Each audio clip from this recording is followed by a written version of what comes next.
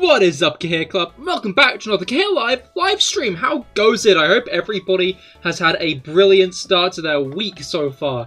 It is Monday, which, you know how it is. But other than that, we are back with shiny Dudunsparce hunting. That is right, the Dudunsparce has gone and returned. We're doing more of the Dunsparce hunt. I've toyed around with a few ideas for today's stream, but the Dunsparce is the one that came out on top. I do love a good bit of the Dunsparce hunting myself. If I do say, should I? It's not even rhyming myself with myself. That's not even what's going on there. Not really at all. It's just I'm just saying myself twice. Anyway, but I am gonna try and do it in Kitakami. I am not sure if that's gonna work. I'm gonna be honest. Oh, I need to get what's it called? My shit sorted. How many hunts are we on for the Dunsparce? 74. We have found 74. No, we have. Damn it. Clear the thing. There we go. We have found 74 shiny Dunsparce. None of them have been triple segment yet. Isn't that just lovely? Stream Elements isn't here yet. Where's my buddy? Where's my friend? I'm upset at this. Devastated even. Where's my good old buddy old pal? Where's my good old buddy old pal Stream Elements? That's what I'm saying. Alright. Let's hop into it. This is the cave. I'm not sure how good of a cave for shiny hunting that's gonna be. Gonna be 100%. But, you know what they say about fucking around and finding out. Let's see if I can remember. Let's see if I saved, actually. That's the more important question. And then we can find out if I've remembered what, stuff I need to actually make the sandwich. It's tofu. I remember the tofu. We always try to do the tofu towers. Very successful. Always useful that. Which herbs? I feel like it's salty and sour. Because I'm always like thinking, wow, this looks foul, you know? And I feel like if I wanted to make a foul sandwich, I'd use salty and sour herba mystica. I feel like that would be the combination I'd choose. Don't know about you guys, but if I wanted to make the worst sandwich I could, I guess maybe spicy and sour, you know? Although I do love a good bit of spice. I feel like this isn't going to work now. I feel like this is a failed sandwich. Don't want to be that guy. But I think in fucking up the tower, we have also fucked up... Oh wait, no! The other cube is still on the side. It's just vertical. Felix, hello, how goes it? I hope your week's been going well. Yeah, no, that is still there as a piece of tofu. So we got all the stuff we need to. That is one of the sandwiches I made. Honestly, vaguely more impressive than the tofu tower. Just in what that is. Alright, let's head into the cave. And hopefully, in the chilling waterhead, we can find a Dunsparce or two. Wow, we did! Who could have seen that coming? We managed to find a Dunsparce, or like 9. Just all in the same place. Alright, how am I going to circle this place is the question. Because like that's the like big thing with these kind of hunts. Is I want to orbit. I want to orbit the area. Where am I going to be? Oh, wow. That's a bit precarious. Because like there are all these little like holes. Oh, I'm falling. There are all these little nooks and crannies where there might be the Dunsparce. Well, not the Dunsparce, regular Dunsparce.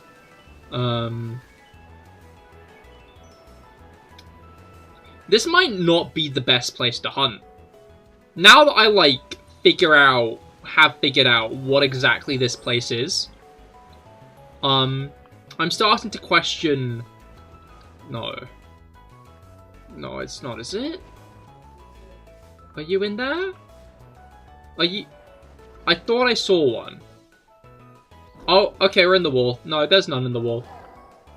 I guess they learned how to make an area with good collision. Maybe. Maybe I'm, off on that. You're not a Dunsparce. You're a rock. Ooh.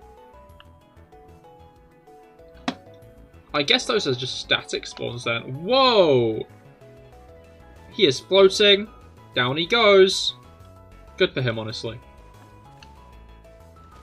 Yeah, I'm starting to wonder if Area 0 is just the better place to do this. I hate to say, I'm on the wall again. Okay.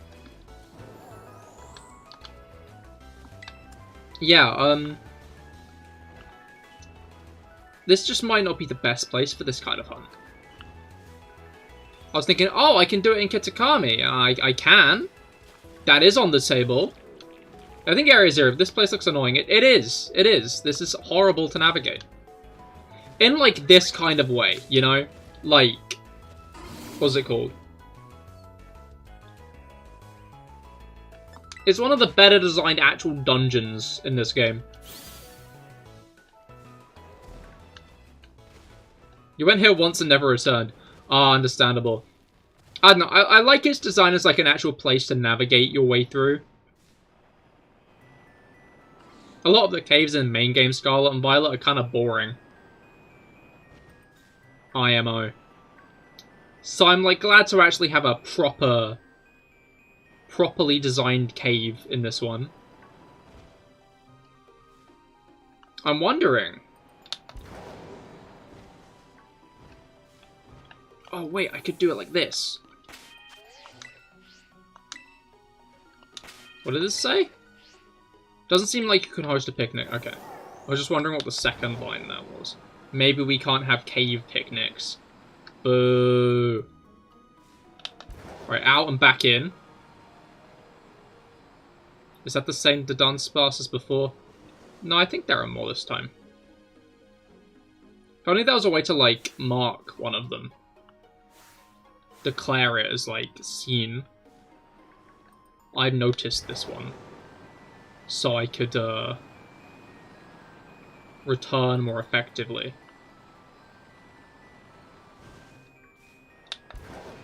Because I'm not sure if that does entirely despawn. Or maybe it does. But there aren't that many encounters here is the issue. There aren't that many spawning spots. I've got a second idea on where I think they might appear. Poetry. So let's go there. And if it's not here, then, or if it just doesn't work, then we can go back to the drawing board. I don't actually know where the area I'm looking for is. Oh, it's here, it's here, it's here, it's here. This is such a funny cave. Like, why is this here? Donk. There's like a person down here and everything. Then there are more holes.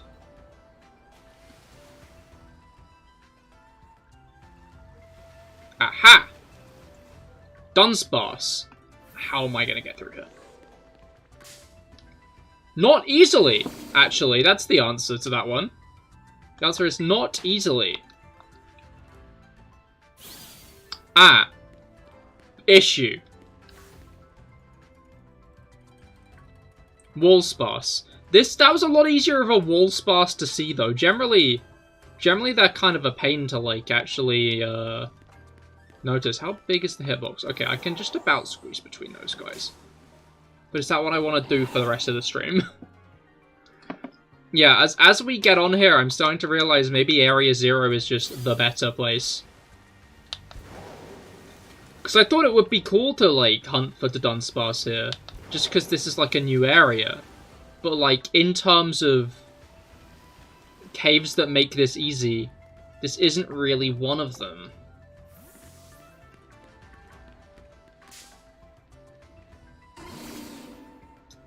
Glad I went to the other side of that guy. Would have really sucked if I didn't go all the way to the other side of that guy. What's down here? I feel like this might just be getting close to the, yeah, this is, nowhere I need to be. That's the answer to that one. Nowhere useful. Okay. Where else does the Dunsparce spawn on Kitakami?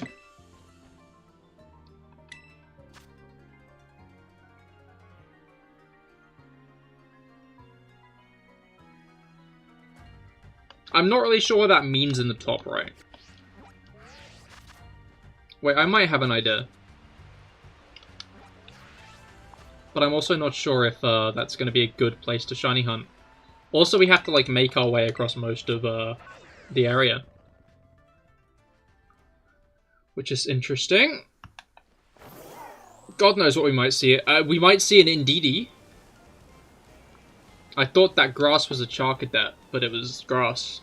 Crazy that.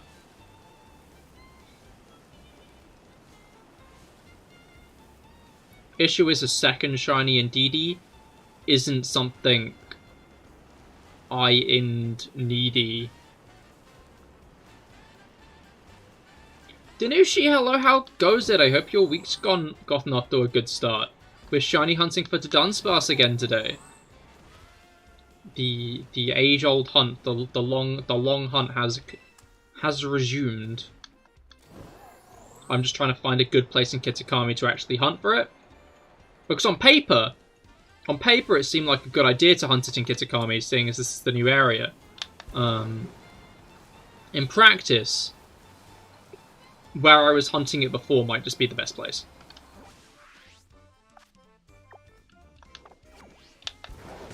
Ouch.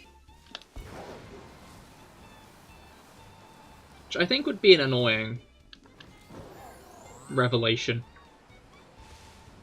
I would rather hunt it here, as I said. Just because this is like the new place.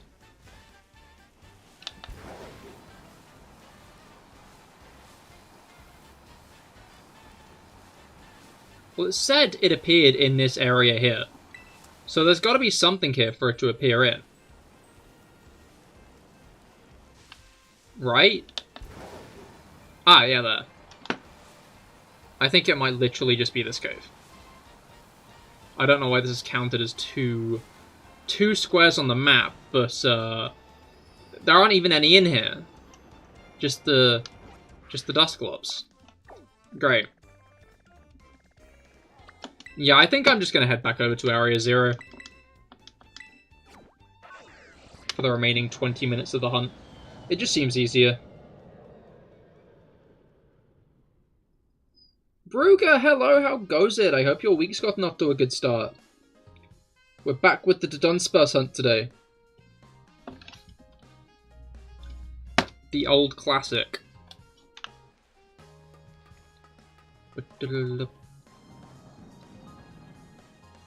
Alright. Yeah, let's just pop back down. I don't think I've been back here to Area 0 since the DLC came out, to be fair. I have not entered the area with my new drip.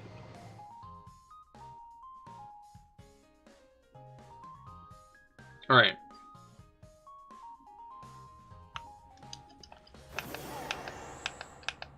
Yeah, okay, cool. Now I'm here in Area 0. I can say for certain there is a new zoom option. I know this has been...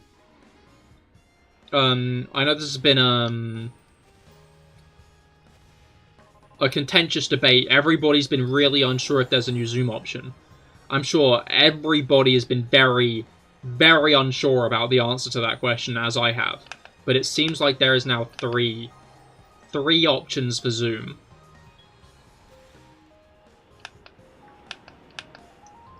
Which is useful. I'm not sure if this is a further out option, Or if there's just a closer option, though. That's like the one thing I'm unsure about. Or maybe there's just a new middle option. I want to know what came up for you before, when the stream began. What happened? What happened?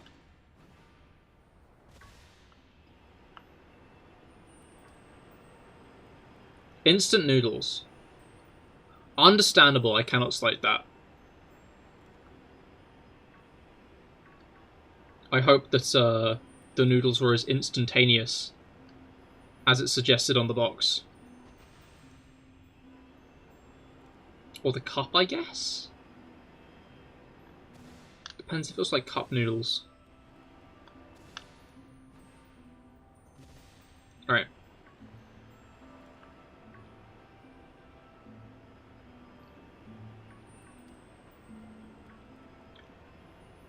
I'm not sure I have ever actually had cup noodles, to be fair.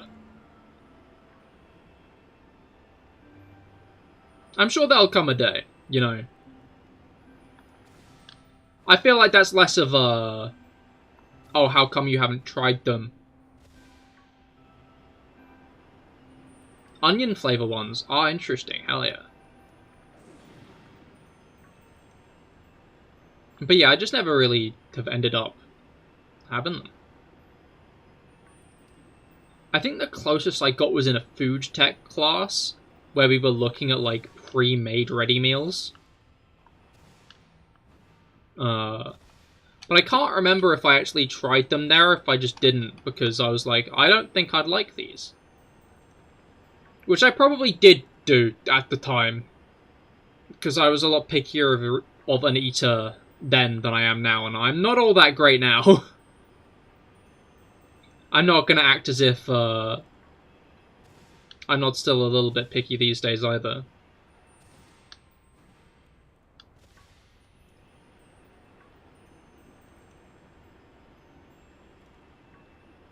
Alright.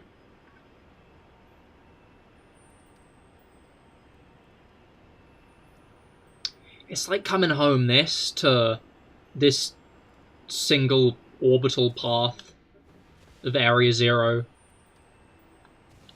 looking for my favourite little yokai.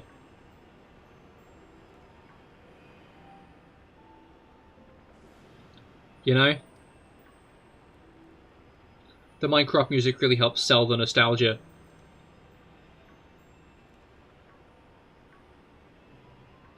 Did I get the free weed? Free weed?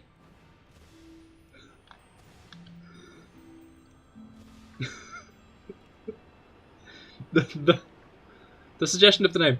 Tell me the code and I'll enter it in between, what was it called? In between hunts. I did not realize there was free weed, I will be honest.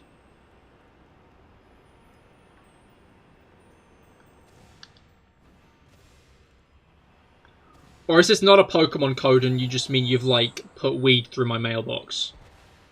Is that the truth of the matter here? In the DLC, you can get free herbs for having every tablecloth. Oh, how many? How many free herbs?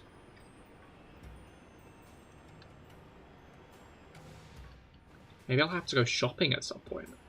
I'll do that between the streams, probably. It's not like I'll,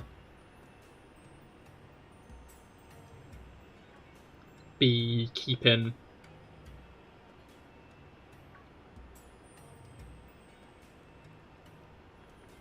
like using up any of the sandwich stuff. I'll just eviscerate it all as normal. You know, I've had some really lucky hunts over the past couple of weeks, so I'll be interested to see if that all catches up, you know?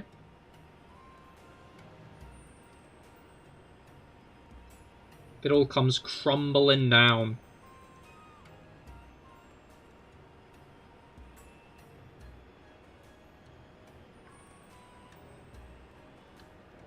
Two of each. That's pretty solid, to be fair. Obviously, when you're part of the Harbour Mystica 1% like I am, that's not loads. But I'm sure most people don't spend as much time grinding out raids as I do. Although there are probably some people who spend more time grinding out raids than even me, because I only do it once every few weeks.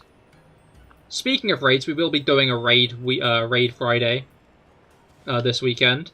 I will be doing the Decidueye raid on Friday. If you guys wish to get a Hisui and Decidueye. It's grass type, so I'm interested to see what the suggestions are going to be. Need to check Hisui and Decidueye's moveset. Maybe we'll think about that at some point in this stream and I can actually try to prepare before. I wouldn't be surprised if... No, Heatran won't be a good idea actually, because it'll have stab fighting attacks.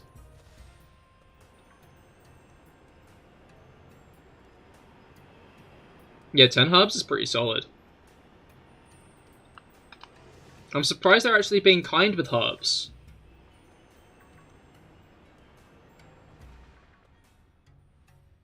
Why didn't we just collect every tablecloth for Arvin then? We wouldn't have had to fight the Titan Pokemon to cure his dog if we could have just collected all the tablecloths.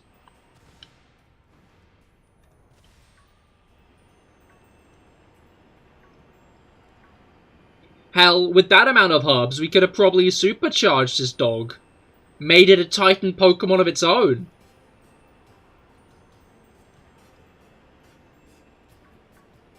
And they're just giving him away for free.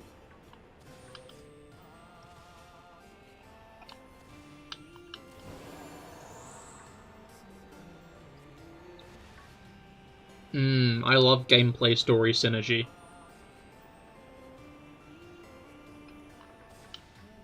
I guess the thought is that a lot of people will have completed the game. I don't know, I was thinking about that earlier. Like, I wonder how many casual players of these games have completed it and how many haven't. Because, like, I was having a conversation with a few friends the other day about how, like, open world seems to be, like, the norm of every game franchise at the moment. Like, it feels like every game franchise,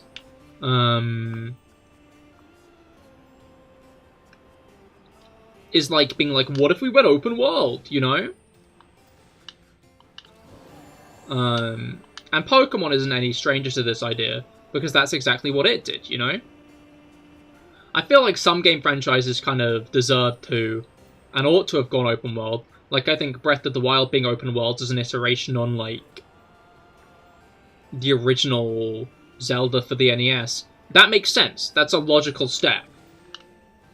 Pokemon has been open-ended at times, but I wouldn't be so, like, I was unsure if, like, open world would necessarily be the best way for it to go. But now I think about, like, its core audience, Pokemon is fundamentally a casual game for, like, the average consumer. Obviously, there are, like, a lot of, specific, like, targeted things for more experienced players, like VGC, Harbor Mystica Shiny Hunting, 7-star raids and whatnot. Like, all of those are for people who have completed the game. But I feel like Scarlet and Violet are fundamentally good games in how open-ended and easy to play they are. I feel like this is exactly what Masuda meant when he envisioned a Pokemon game that had a looser and shorter, like, gameplay style, because kids these days have got no attention spans. Like, I don't agree with that sentiment, but, like, I agree. I think if this is, like, not the pinnacle, obviously, it's Scarlet and Violet, but, if this is, like, one of the best ways that can be manifest, then I'd say it's a pretty damn good way. Because it kind of facilitates both gameplay styles. If you've only got 10 minutes of exploration to do, you can find a lot of Pokemon in doing it. But if you've got, like, a whole day on your hands, you can comb through areas of Paldea. And, My brother got the Earth Titan as the 7th badge. I think I tried to do it, then I got swept. Because I was quite underleveled, but I think I tried to do it as like the... It was too early. I remember that much. Because I caught an Esperathra in a similar, like, in the desert as well. And I couldn't actually use it yet, because wasn't high enough leveled.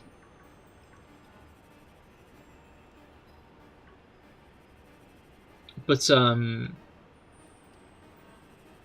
that kind of open-endedness is good for, like, experienced players, because it means you can take on the harder challenges whenever you want. To actually try to, like, put yourself to the test in that way, which I think is interesting. You didn't fight it because you heard stuff about it being hard. That's fair, I just learned the hard way. I just found out it was difficult by fighting it. So I ended up doing a couple of other things first. I can't remember my... Wait, I can just check, can't I? I'll check after the 8 minutes are up, but these games actually tell you the order in which you did stuff. Which I also think is a fun feature. But yeah, basically what I'm saying is like, the amount of gym challenges and stuff means that if you, like, hop into the game for, like, an hour or so, you can probably get one of those done if you decide to put your mind to it. Or you could just get, like, sidetracked exploring the world. Like, I was unsure if I'd want the next Pokemon games to be open world like Scarlet and Violet for a bit. But I feel like it could still work, and I'd be interested to see what another open world Pokemon game would look like. I just hope it's better than this one. To be fair, this is probably the worst... You know what? No, this isn't even the worst example. Because while Area Zero does look good, like, it's one of the better looking areas in the game, there are still a lot of flaws with it.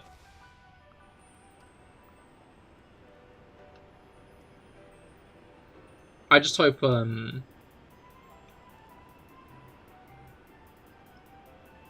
what's it called?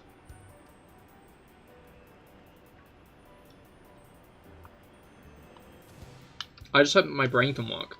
Yeah, I just hope that, Game Freak gets some better environment designers and stuff. Eamon and Rob, hello, how goes it? Recovering from a migraine. Oh, that's not great. Hopefully you're feeling better now, though. Or at least starting to. That is not great at all. And nothing better than reuniting with old friends. Yeah, no, that's always fun. Shame to see you've lost your wisdom, though. Did you get your wisdom teeth removed or something? Is that what happened?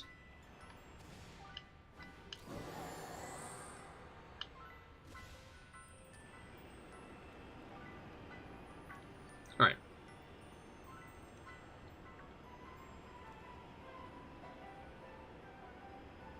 Yes, oh that's a shame, dude. Hopefully you can grow new ones. I think it'd be fun if humans could grow teeth like a shark. You know? Like, grow, like, teeth in, like, rows. I think that would be pretty enjoyable and good. In the grand scheme of things. I would like that very much, actually. Can't stay here for long. Bye, understandable. I hope you have a great rest of your day. But yeah, before, what was I saying? I was talking about how Scarlet and Violet's level design feels like it works in, like, many different playstyles. Pip, hello! How goes it? The shiny hunting is a little bit dry today. But we're only at the beginning, so hopefully it heats up soon. I hope your week's gotten off to a good start. I hope you've been well. But yeah, we're looking for a Triple Segment Dudunsparce today. That counter in the top right is how many shiny Dunsparce we have found on our quest for the Triple Segment. Not too bad, hell yeah.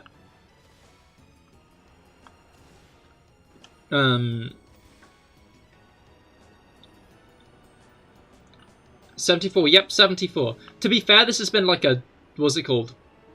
4-month hunt at this point, maybe 5. This has not been a short one.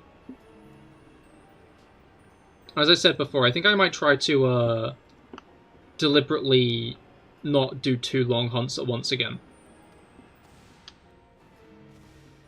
Has been a nice, like, I had a bit of a break around the DLC though, and got a few more shinies, but so that was nice, because the only other shinies I've been getting at that point have been through raids, just random raid shinies.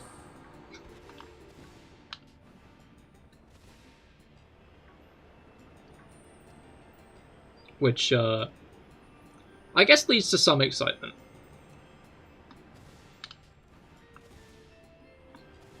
Alright.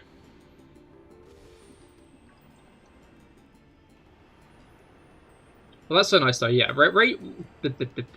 Random shinies are still quite fun, except when you get, like, exclusively random shinies from one evolution line. Which I think... Yeah, my first 2 random shinies in Sun and Moon were a Fearow and a Spearow, which annoyed me to no end.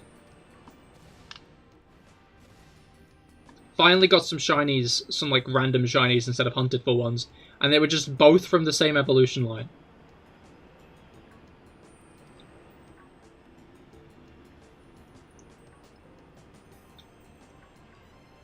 Is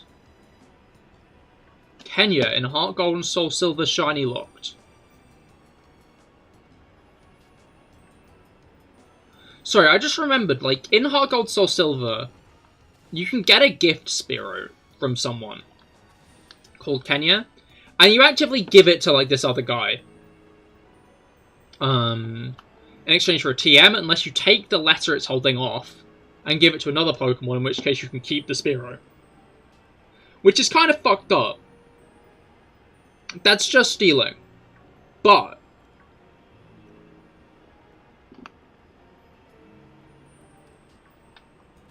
I shouldn't be going in for more Gen 4 shiny hunts, though. For more, old shiny hunts yet. Still got the Minccino on running. Alright. Do I do? Alright.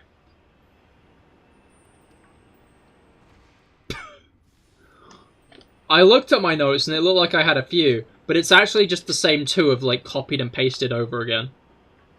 So that's not great. Yeah, it's locked. No! That would have been such a funny hunt.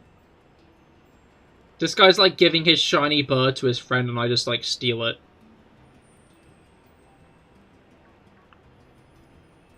That is a shame. Absolutely devastating. I didn't even know they had shiny hunts in Gen... not shiny hunts, shiny locks in Gen 4. Although, is it just, like, they're coded to be specific Pokemon? Same as Shuckle. Devastating.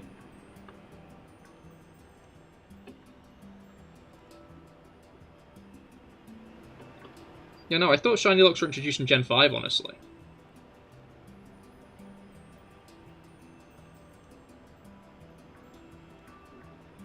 But, I guess some other shinies... Not some other shinies, some other Pokemon have fallen prey. Alright. I hope we get, the Ruinous Pokemon and Loyal 3 and Loyal 3 as shinies soon, honestly. Because, like, it took us a while to get the Galarian Birds shinies. I remember Tapu Koko was distributed, and then the others were through, like, battle tournaments. Not sure, really. Not sure why. Maybe something to do with their ID number? I could see that. I could see that. Alright. Looks like this phase of the hunt is over with no shinies, which is a bit devastating. Yeah, I've had an idea for another hunt that I want to do, and I'll probably do it sooner rather than later. I just need to get a Pete block in Legends Arceus. Are we looking for Dunsparce? We are indeed, Coda Man. Welcome to the stream. I hope your week's gotten off to a good start. Alright, I'm gonna be in Kitakami. I was gonna try to hunt for it in Kitakami, but then I realized that all the places Dunsparce spawn in Kitakami are asked for shiny hunting. So we're not doing it in Kitakami, we're just doing it in Area 0. I could punish myself, or I could not do that. It's a shame, though. I guess, like, it's a trade-off in the grand scheme of things. Because let me show you what I mean.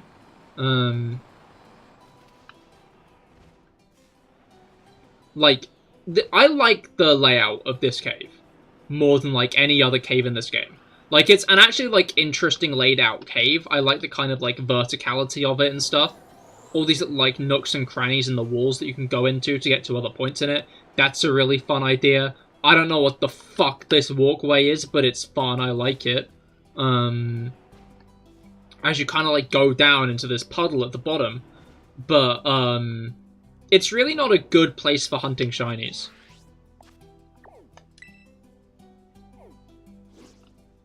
Imagine being asked for shiny hunting. What does that even mean? Aha, here we go. Okay. I did the Earth Titan 12th. I did Katie first, then I did the Open Sky Titan. Then I did Dark Crew. Artisan. That girl, I can't remember her name. The Stony Cliff Titan. Oh, I went up to Lurking Steel, then down to Iono. Oh, I absolutely, like, I completely skipped over, Cascafara. And then... Who was 9th? Oh, Iono was 9th. Then I did the Poison one. Larry, then the Titan. Okay. Sorry, Brigger was mentioning the order in which him and his brother did the, Earth Titan. And it made me think, what order did I do it in again? And that's, like, the thing I like about... I wish levels did scale in this game. I get why they don't, but I think it'd be fun if they did.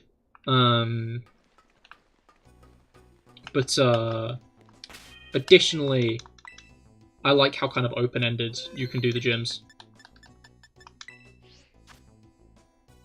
You're doing nice? Hell yeah, glad to hear it. Yeah, mine's gotten off to a pretty solid start as well. Although I did make my ever-present Monday folly of taking a nap.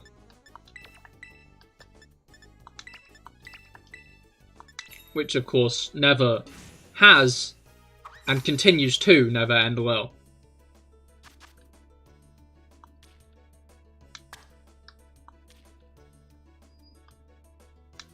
Alright. We're making sandwiches? We are, we're making the tofu stack. You know how it is. That works. You did it quite early. You were like 20 levels under. I also did it quite early, but I lost.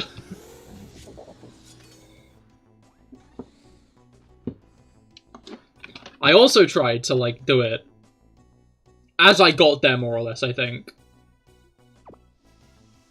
And I got my ass handed to me. Mixed it up with Orthworm. I didn't even know the order that was intended. I just saw the Stony Cliff Titan more or less in the way I was going and was like, oh, I should fight that guy. And then it didn't go well. Like, that's the interesting thing about Scarlet, like, about Poldea's map, is it's fundamentally a circle, and I assumed going into it, we would be told, hey, you're not allowed to go this way. I assumed you'd be able to go counterclockwise, and counterclockwise only around Poldea. And I was surprised going into it when they were like, go wherever you want. With Area 0 being like the only like kind of limiter on how you could traverse the region.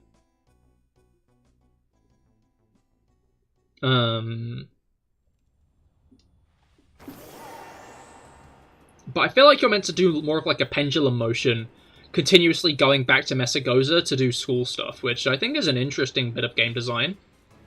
But I genuinely think that's the least cared about part of these games. Like, I'll be interested to see if we get anything similar ever again. Like, I get why they wanted to do it, because it kind of gives a more slice-of-life-y feel. And maybe I will try to play it again someday, properly doing school stuff between my adventures. Just to kind of, like, lean into that slice-of-life-y feel that it's clear the game wants to, like, have. But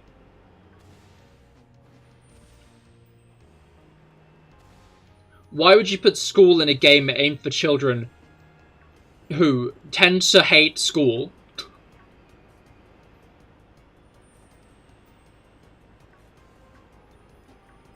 Some of it isn't even just, like, Pokemon school. Some of it's just, like, maths. Some of it is straight-up mathematics.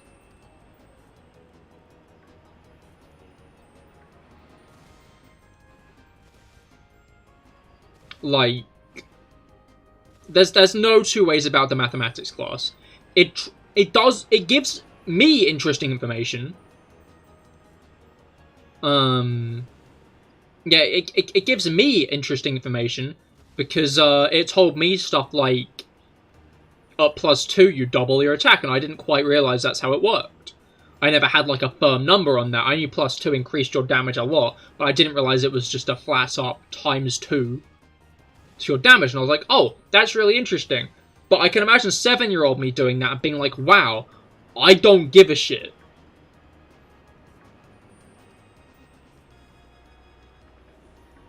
What's 2 + 3 times 65,766? That would be 5 times 65,766. Oh wait, no, that wouldn't. I got my bid mass wrong.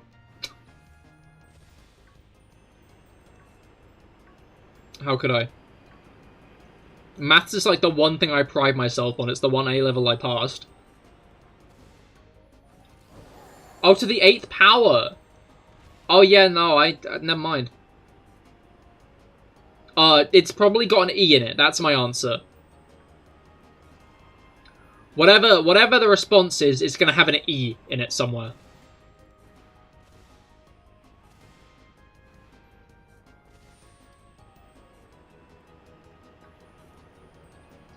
You see, that's why we have calculators in our pockets these days.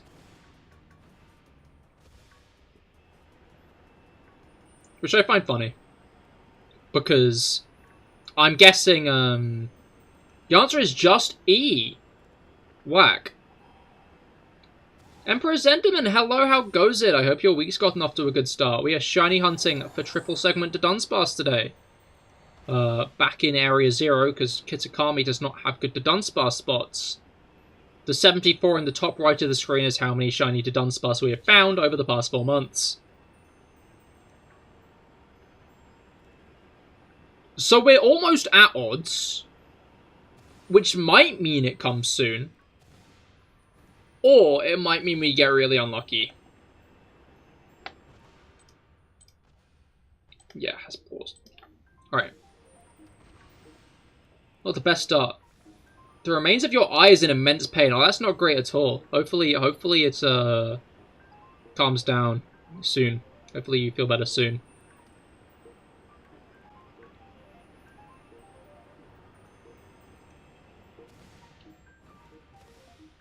It isn't actually, but you like to say everything bigger than... What is that, 100? I can never remember how many zeros a billion has. Is it 9 or is it 12?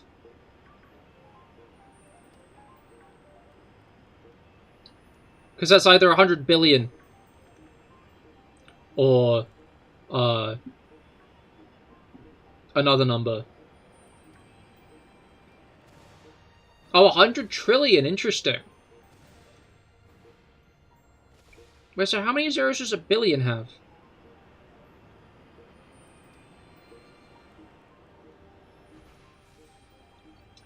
1.049861E plus 39.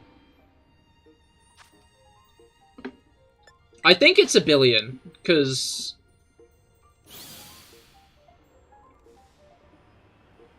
like, a million has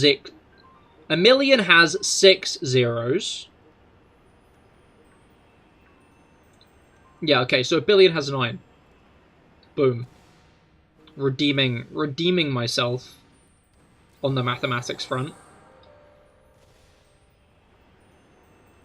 Not well.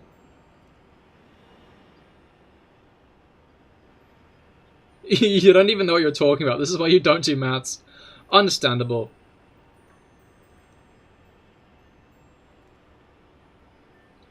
Yeah, no, I don't get why they had to add letters to numbers. What do you mean E has a set value?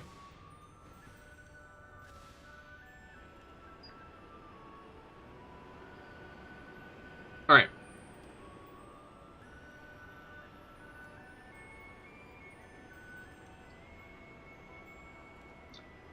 Oh yeah, did you guys hear that Pokemon Showdown was on a reality show? Like, it wasn't actively on it, but like a guy on the reality show mentioned Pokemon Showdown, said he was ranked, and then people quickly found his account and proved that he was ranked in like Gen 7 and wasn't even ranked well. Yeah, you feel a little bad for him. Maybe he uses an ult. Yeah, that wouldn't surprise me. I have been wondering that. But he really dug himself that hole by mentioning it on live, like on television, you know? But I still find it whack that Pokemon Showdown got mentioned on like a dating show.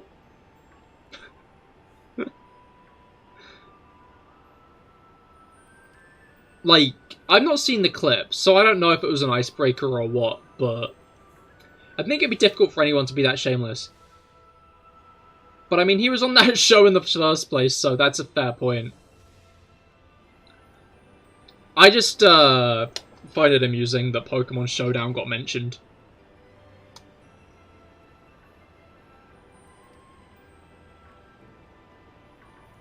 Like...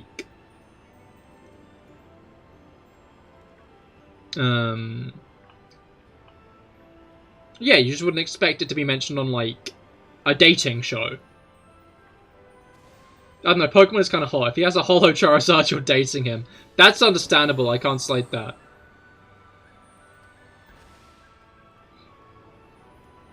But would you be dating him for him?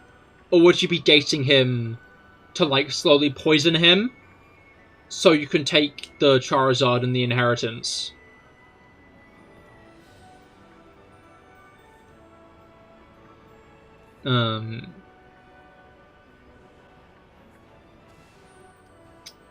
Which I also wouldn't slate.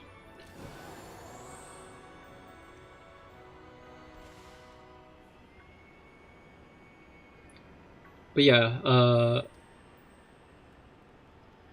it's interesting to see Pokemon Showdown specifically acknowledged in that kind of capacity, though.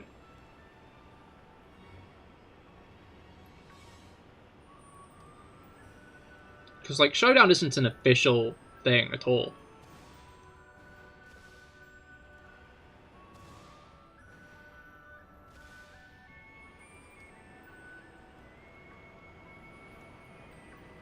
But I doubt Nintendo would care that much about... well, Game Freak would care. The Pokemon Company takes down Pokemon games. Pokemon fan games. So that'll be their fault if anything does happen to it. But I'd be surprised if they ended up caring that much about it. Although I guess it could feasibly be argued it's taking away sales from main series games because people aren't buying the main series games if they just want to do competitive.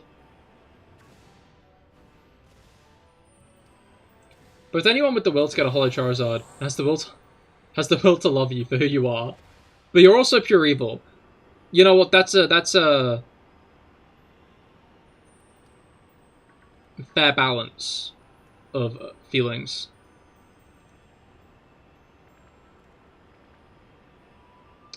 I guess you just have to hope that they don't look you in the eyes on their deathbed and say, I understand. Because I feel like that'd fuck you up, you know? That'd fuck me up. Which is why I wouldn't see them in hospital, obviously. Ah, it's a CahirLIVE! Ah, it's a mango! How goes it? I hope your week's gotten off to a good start. We are shiny hunting Triple Segment Dudunsparce today. Back again with the classics. We have... Okay, it's only 10 minutes into the second phase. But,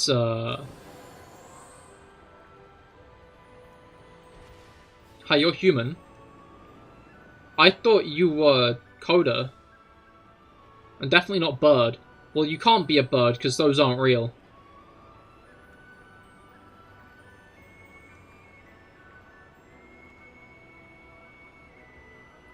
You were planning on going to the shops, but that never happened. Understandable. I hope whatever you were going to get from the shops wasn't too important. What are those things outside your window screaming then? Very small humans? In costumes. And they are all working for the government.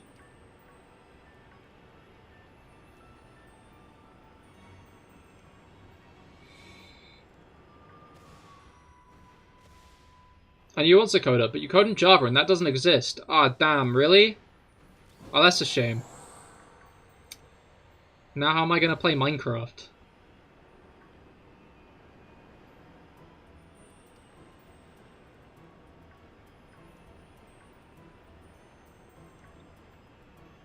How do you code in coffee? Oh, you know like those, patterns that people make? They, like, use the milk to, like, make little, like, drawings and art. Latte art, that's it. Latte art. You just, like, write out the code in latte art. That's how you code on coffee. Late art. No, it's on time.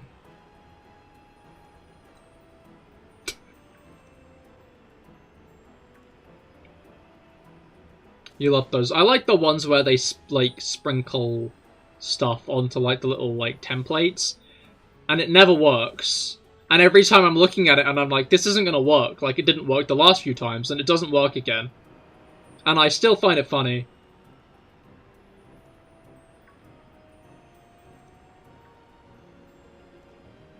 I also like that one guy who, makes latte art of, like, random images that people send him. Those are incredibly amusing to me.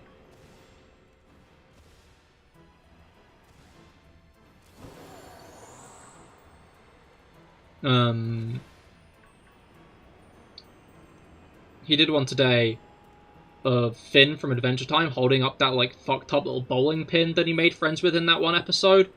But then because it wasn't swimming in its mother's juices, it got really dehydrated and almost died. So him and Jake had to take it back home.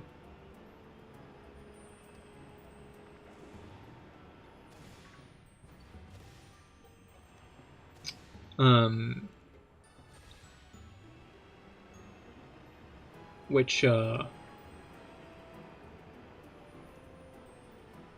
like that episode. You want to see latte art of hen in a tie? Yeah, that'd be cool. Chickens are quite cool. And I would like one looking smart.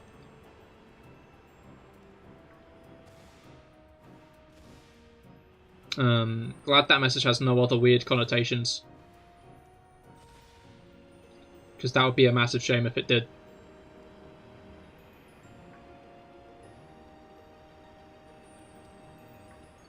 You can get a machine that makes latte art based off pictures you input. Like, you could do a selfie of you. Rob on the latte. I don't know why that's making me laugh. I didn't know you could get, like... I guess it makes sense you could get a machine. You can get a machine of anything these days, can't you?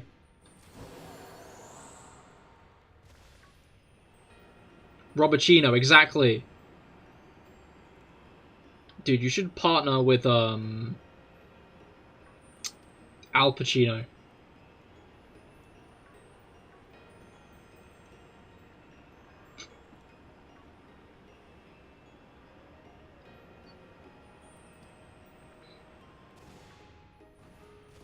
You want a Robertino. I guess that, you'll have to, like, open that business now, Rob. It sounds like you've already got customers. I'd be one. I'd be waiting outside the doors 3 days before opening day. You know? Camping in a little tent.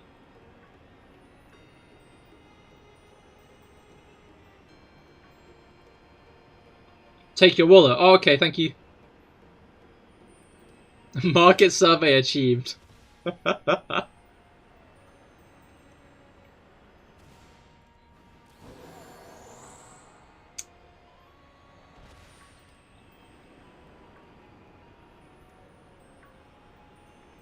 There's no better place to conduct a research survey than the CahirLIVE YouTube chat, to be fair.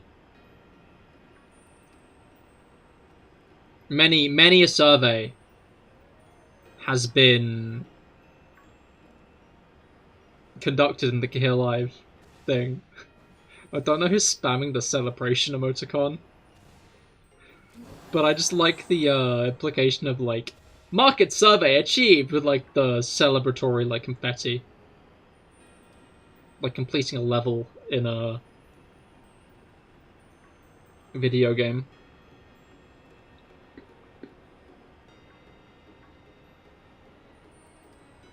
Alright.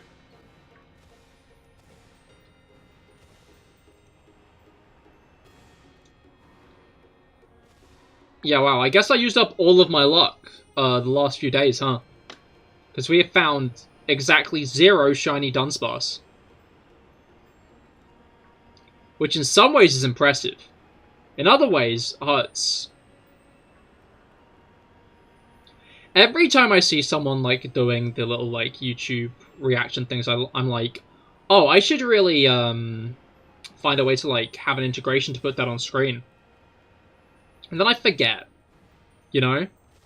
Then I entirely forget to do that. Even though I really need to. You have a question? What's the question, Zenderman? Then he forgot. I did. That's the point. The next season of Spy Family comes out soon, right?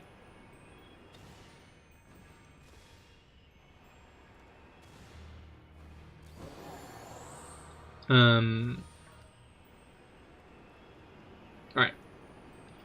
You finally finished a game you got stuck on in 2003. Baton Kaitoffs. Oh, you completed it. Hell yeah, congratulations. Are you allowed to play a game with me and chat within chat? I mean, I'm shiny hunting today, unfortunately. I don't know, I sometimes do play games with viewers, but I tend to not do it with, like, one person. I try to, like, make it more of an open-ended thing. Like a Mario Kart or Raids.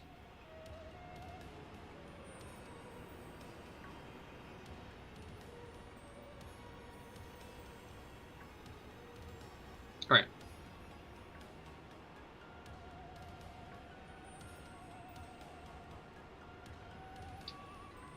But yeah, congrats, Rob. Was it good? Yeah, was there? Did you enjoy it? So I remember you talking about it for quite... You mentioned it a few times. Sorry, brain is scrambled today. I am tired. Did the thing where I didn't get enough sleep. Then proceeded to do the thing where I took a nap halfway through the day. And it's only after waking up from naps do I remember that I should not take naps. Is that a Dudunsparce? That was a Dudunsparce, yes. That over there, Dudunsparce. It was not a shiny one, however.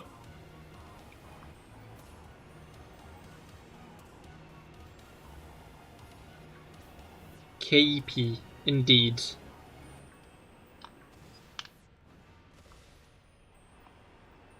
I can't see the word EP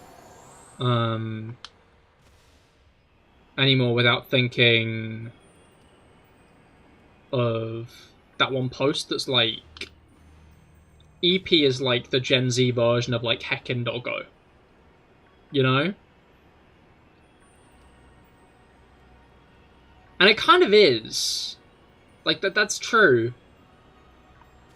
Oh, I know Shiny. I've not got any luck today, apparently.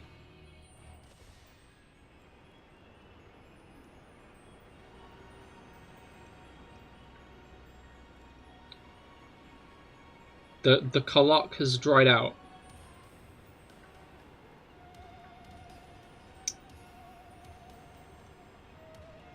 Yeah, it really was good. But even though you were better this time around, you barely clutched the final boss. The other two members of the fight died, and the protagonist got the KO with like no HP left. Hell yeah, that's hype, honestly. Congratulations. What about Smurfcat? What about Smurfcat?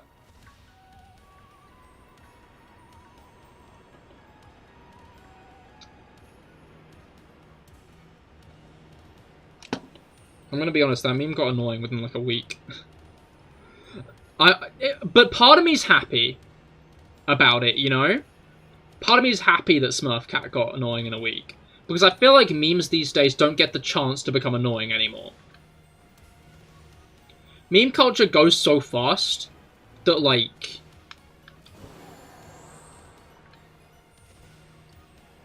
memes just die before they get the chance to become grating. Smurfcat has gone on long enough that every time, like, I think I've laughed at, like, 2 Smurfcat memes in the last week of, like, the many I've seen, because they're, like, actually, like, iterating on making a new thing out of it, rather than just, we live, we love, we lie. And it even did the thing where it tried to spawn off, like, sub-memes with, like, that elephant and the owl. Which, like, all shit-tier memes do. And I'm just glad to see another shit-tier meme, because I swear we haven't had anything like that since 2020. The meme culture's healing. Everywhere you go, you see his face, exactly. Did you miss some lore? I've just seen, like, a bunch of, like... One of them's, like, an elephant edited to be a strawberry. And it's got, like, its own song. And then there's, like...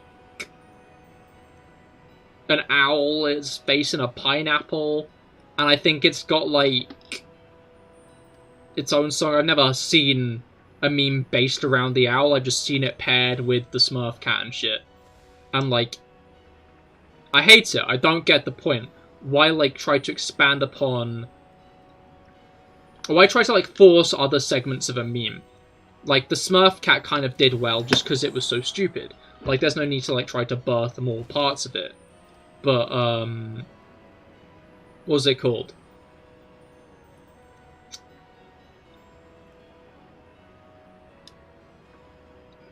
It almost makes me happy to see people being that unfunny. Not that unfunny, people have been unfunny the past few years all the same. But unfunny in that specific way, when I haven't seen people be unfunny in that way for so long. You know? Where am I seeing these things? Like, Instagram Reels, which might mean the meme's already dead on TikTok, to be fair. I feel like, Instagram Reels has, like, a decent amount of delay when it comes to meme cycles. Because, like, half the content on Instagram Reels, maybe even 3/4, is just recycled from TikTok. It died 2 years ago. Yeah, no, like, the reason it is exactly like a 2018 level meme is because it was, actually, 2018. It's just it's only hit Instagram now. I don't know, I've never really gotten into TikTok. TikTok's algorithms never actually understood me. And TikTok annoys me in general because maybe I'm just not good at making content for TikTok specifically, but I so rarely have a video do anything near well on TikTok. Like, YouTube, I'll get thousands of views on my shorts. I post that shit on TikTok, it flops.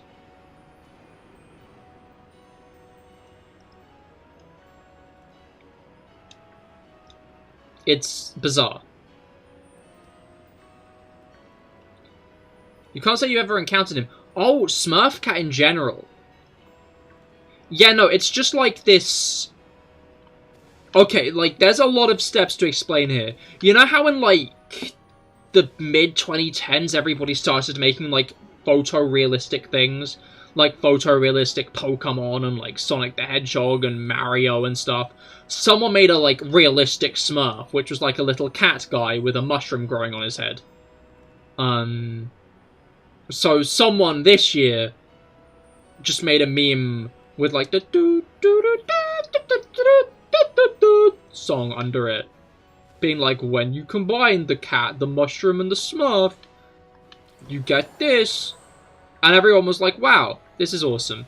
And it kind of was. Up until about a week after the first video, when every other video was about this, I saw was about this specific cat with that specific song, and it just became like someone was grating a cheese grater against my eardrums.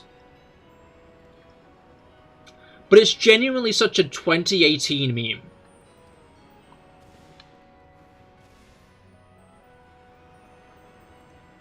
You're doing pretty bad on this hunt. Honestly, I am. We've gone like an hour without a shiny. That's crazy. Like, am I really playing Scarlet and Violet right now? Like, if this was like in any other game, I'd be like, wow, this is an average length hunt. But no, it's in Scarlet and Violet.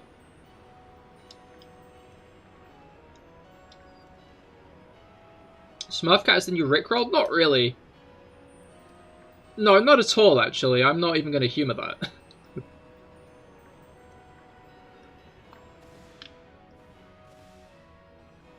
Rickroll's, like, meant to be a thing that appears to, like, catch the viewer off guard. Upon seeing the Rickroll, you're meant to be like, oh shit, I've been got. Smurfcat never really behaves like that. It's just more the punchline of the same joke every time. Getting stick bugged was a Rickroll. But Smurfcat isn't.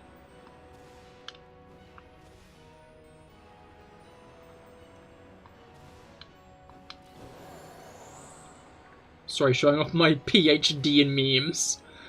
Got it from Peter Griffin Explains the Joke himself.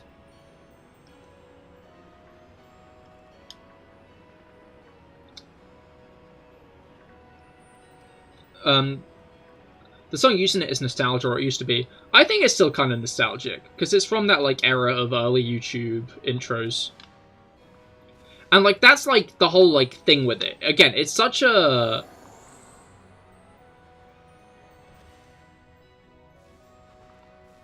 It's such a 2018 tier meme. And that's what part of me likes about it. Is just to see a meme like that surface again. Which is funny because we're eating that up when that's a 2018 tier meme. Like, so many people are still posting about fucking Smurfcat. Even though it's, like, way past its, like, use by date. And it just feels like a meme you'd see in 2018. Which is funny because Skibidi Toilet is like a 2014 tier meme. But everybody bullies children for liking that. When I can guarantee you, if Skibidi Toilet came out in, like, the mid-2010s, everyone would be eating that shit up. That's the thing I find funniest about, like, the Skibidi Toilet shit. Is if that came out mid-2010s, everyone would love Skibidi Toilet.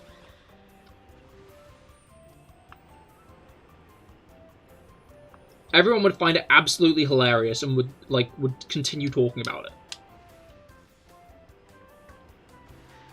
But for whatever reason, it's become, like, a children's meme. I guess just because, like... it's not.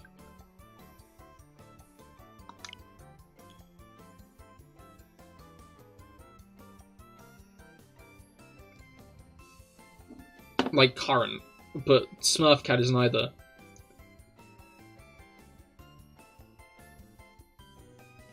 Remember Family Guy before it had something under it? What do you mean something under it?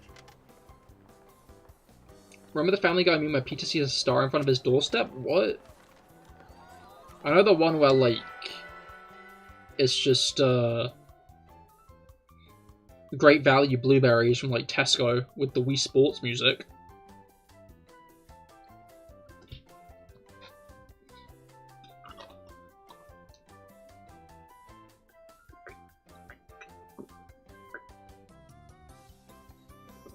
TikTok's rich Family Guy with some IO game under it. Oh, no. No, yeah, I get what you mean now. Like, yeah, there was, like, a solid period of time before, like, the whole Subway Surfer Family Guy clip started coming around, where I would just, like, watch random Family Guy clips on Instagram, think, wow, that was unfunny as hell, but I'd always watch it the full way through. Like, without fail, I would always watch the whole clip, think, wow, I hated that. But more would keep being recommended.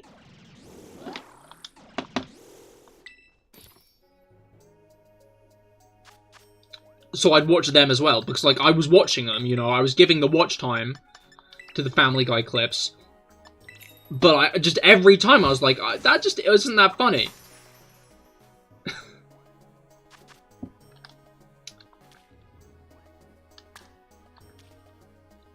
Yeah. Alright. Posted at memes off there. I'll check it off the stream.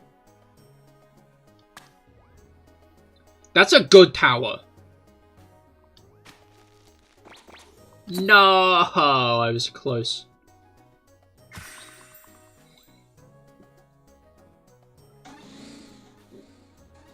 It's because Monkey Brain sees things. And 2 beta Dan 1 2 bad things equals 1 good thing? What? You did always like the chicken fight in Family Guy. Been watching those clips since you were a teenager. That's understandable. I've not even seen that many of those. I think I've seen about 2 full episodes of Family Guy on TV.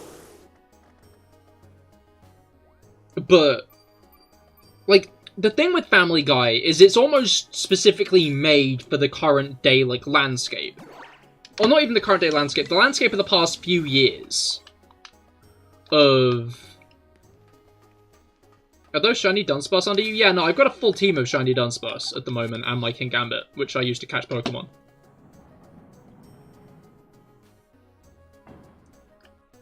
You know, I'm just trying to, like, summon more.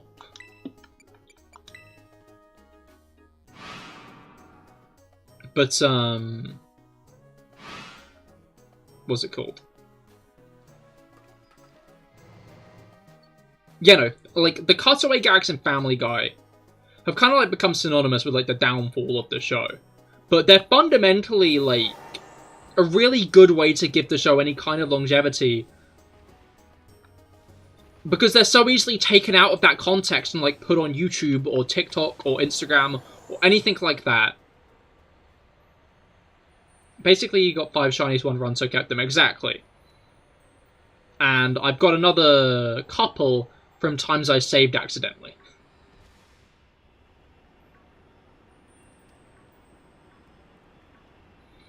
Like, there have been a couple of times I got a shiny, accidentally saved after instead of resetting. So just have a couple other ones lying around.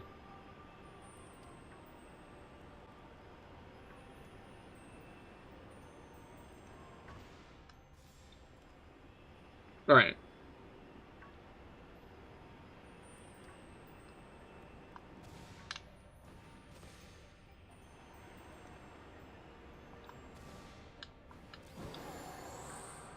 But yeah, I just find it interesting how Family Guy kind of prematurely set itself up for modern day. In a way that Simpsons never really could manage to do, because Simpsons tends to have actual episodes, if that makes sense. Like, Simpsons episodes tend to, like, have, like, that through-running plot line, which means there are very few easily taken out of context moments. Family Guy is more or less just a string of out-of-context moments, surrounded by a loose plot, from what I understand.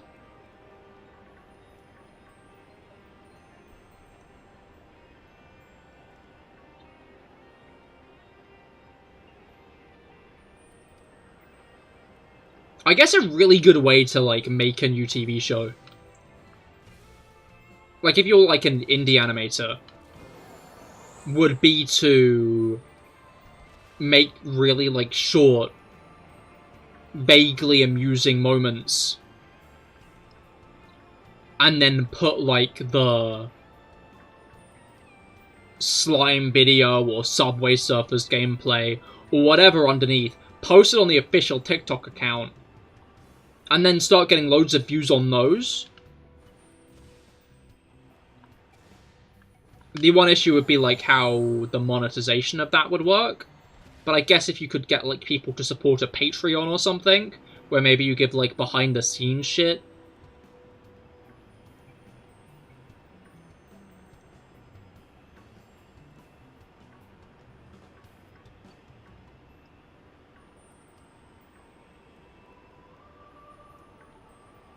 Like, I feel like there's a feasibly, like, access...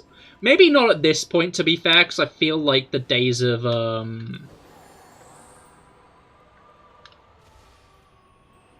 I feel like the days of,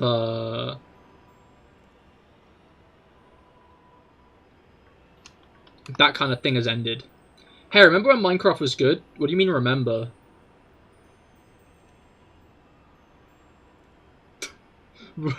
What? Yeah, I remember right now.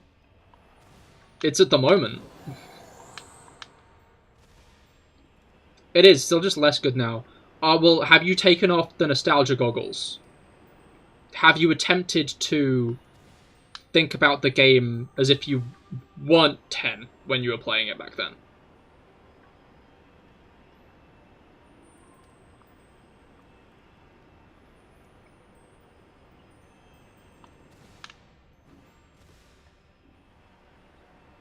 Like, I don't think Minecraft's gone downhill as a game. I just think, like,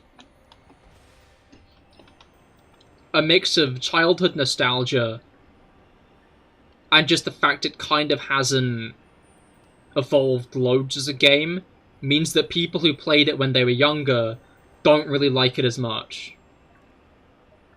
Just because it's more or less that same experience, and there's only so many times you can have more or less the same experience over and over again.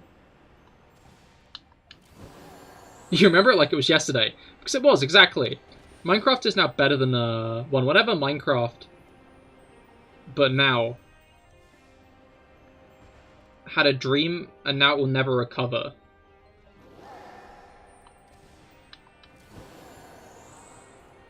Did you have a stroke typing that, or am I having a stroke trying to read it?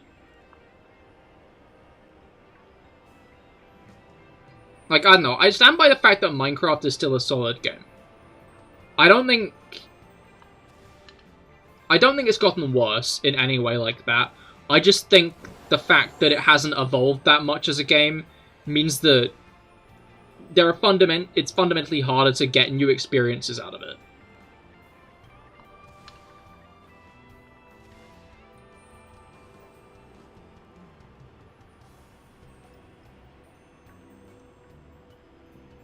Minecraft now had a dream and now it will never recover. Commas are friends.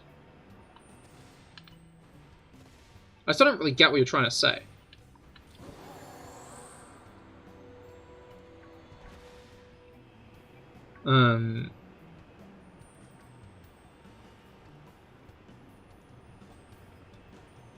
But yeah, like, I hope they actually try to mix up Minecraft's progression more. I think that's what they need to do. I was having a conversation with this with some friends the other day, honestly.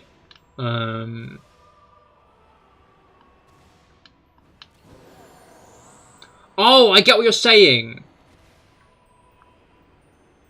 Dream is a good kid. He's a groomer, isn't he? Dream is not good.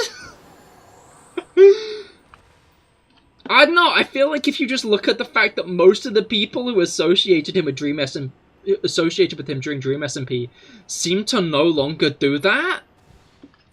I feel like that kind of makes it clear, like, exactly the cut of that guy's jib. Also, like, the whole speedrunning cheating thing. Like, I don't think Dream was ever that good of a person. And anyway, I don't get why people always credit, like, the whole stand thing to Dream SMP, because that happened during SMP Live.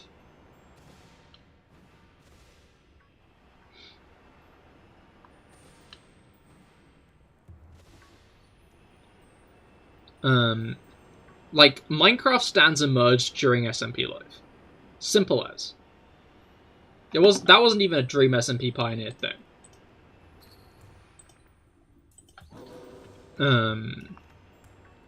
Which was another Minecraft server made by someone, with sketchy morals.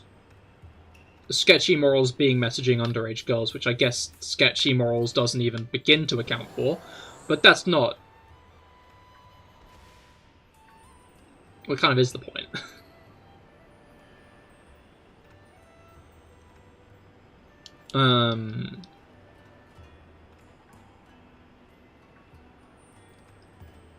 What was it called?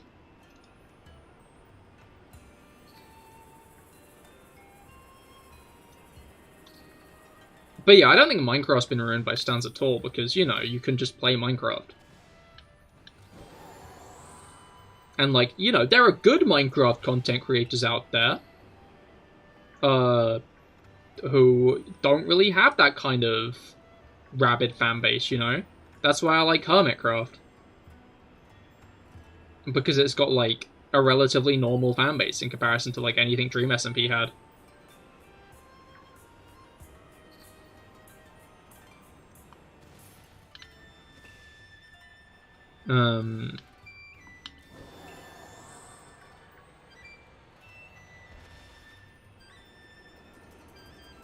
Like Jack and Grain. And that other one, I guess? Wait, Jack?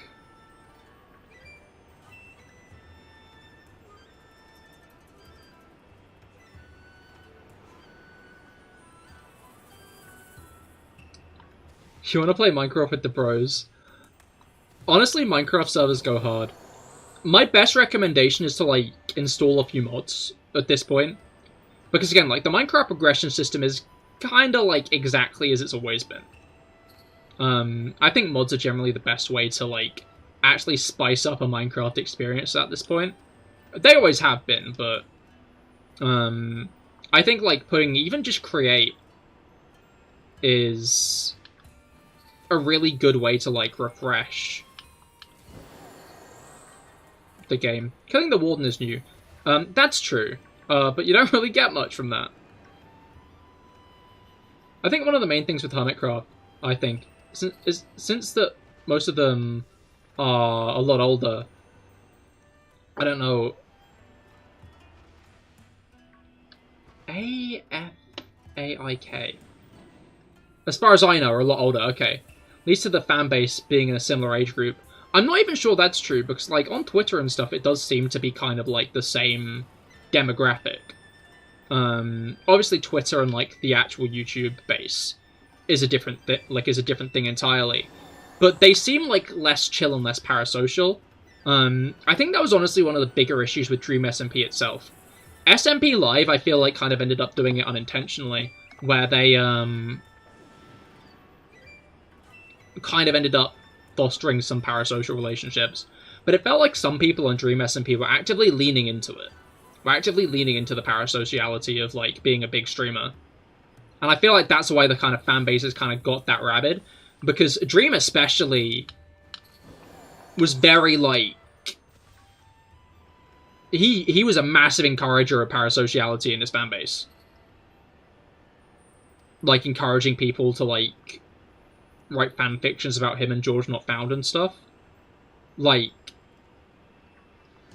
that kind of stuff enabled people to, like, not really know the boundaries and stuff, which I think is why it ended up getting... Which is why I think his fan base ended up getting so bad with, like, the doxing and stuff, because he never really kind of turned around and was like, hey, guys, I don't know most of you.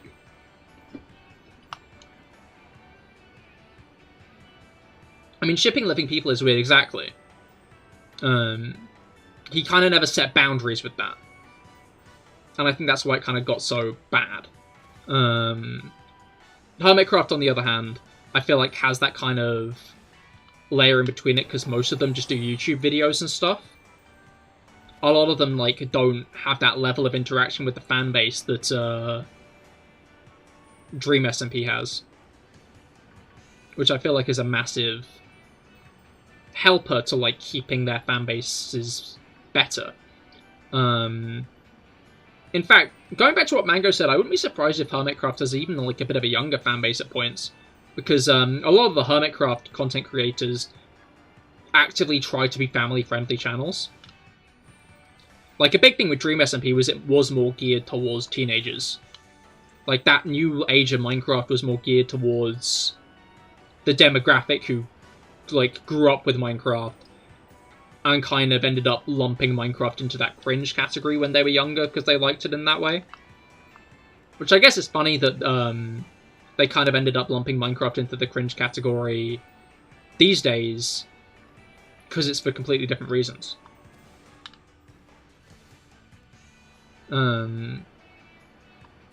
Hermitcraft is we are humans who build way better than you, but we're still human. Also, Mumbo does redstone tutorials you'll never understand. I wouldn't say...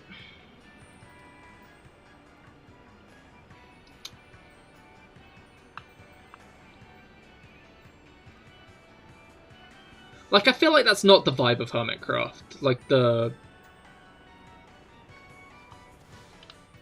not in the sense that they're, like, trying to make themselves out to be anything better than humans or anything, but more to the fact that we have such a small view into their lives often. Like, I couldn't tell you 5 things about who Green really is, you know? Whereas I'm sure, like, people from, like, Dream SMP could tell you a lot about someone like Wilbur Soot or, like, George Not Found and stuff. Because those people share more about who they are. They'll have their personalities, but they will build like gods. That's fair. Okay, yeah, no, I get that. But, like, that's, like, the thing, like, about the Hermitcraft lot, is a lot of them have been on YouTube for a while, and they really understand how to interact with and cultivate an audience. Like, they've got, like, that fundamental level of understanding of where the boundaries need to be and such. And they're very good at, like, kind of stepping in when they see there's drama in the comments and stuff. Like, how they often do, like, their little, like, mid-season, like, conflicts. They're always, like, very conscious to actively break the third wall, which they seem kind of scared to do in the Dream SMP a lot. They did seem scared to do in the Dream SMP a lot of the time. I don't know if QSMP differs from that much, because I know that's, like, the kind of successor to the Dream SMP. But, especially with, like, Hermitcraft, they often do break the fourth wall and, like, we're friends. We're friends with, like, these people who are warring against. This is all fun. Don't send hate anyone's way. Hey, when did this become a debate club? I mean, I didn't mean for it to be any kind of debate. Sorry, I'm just kind of passionate about this kind of stuff.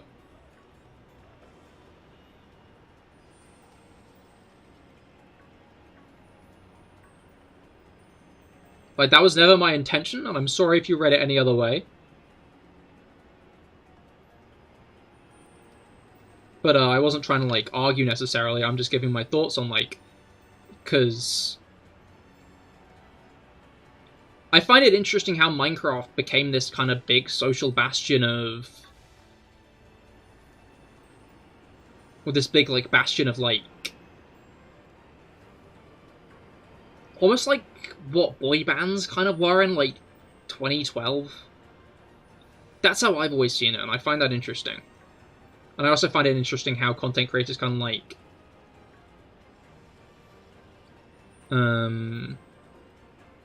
kind of cultivate their communities and stuff. That's always been an interesting thing to me. And Hermitcraft especially, because Hermitcraft contains some of my favourite content creators.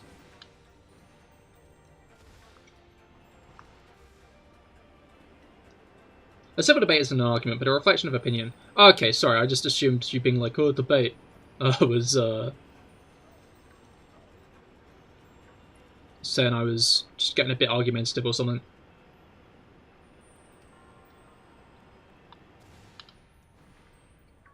Because I feel like that happens a lot, you know? I get passionate about something, and then people are like, whoa, no need to get so heated, buddy.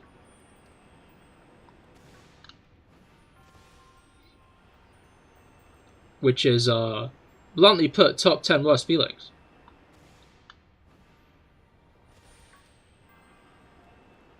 That's true, you said it often, you thought it's time to fix the mistakes. I mean, I'm enjoying this conversation. Like, I find this shit interesting. And the, like, kind of contrast that kind of emerged between the two, like, very firm pillars of Minecraft servers. One being, like, I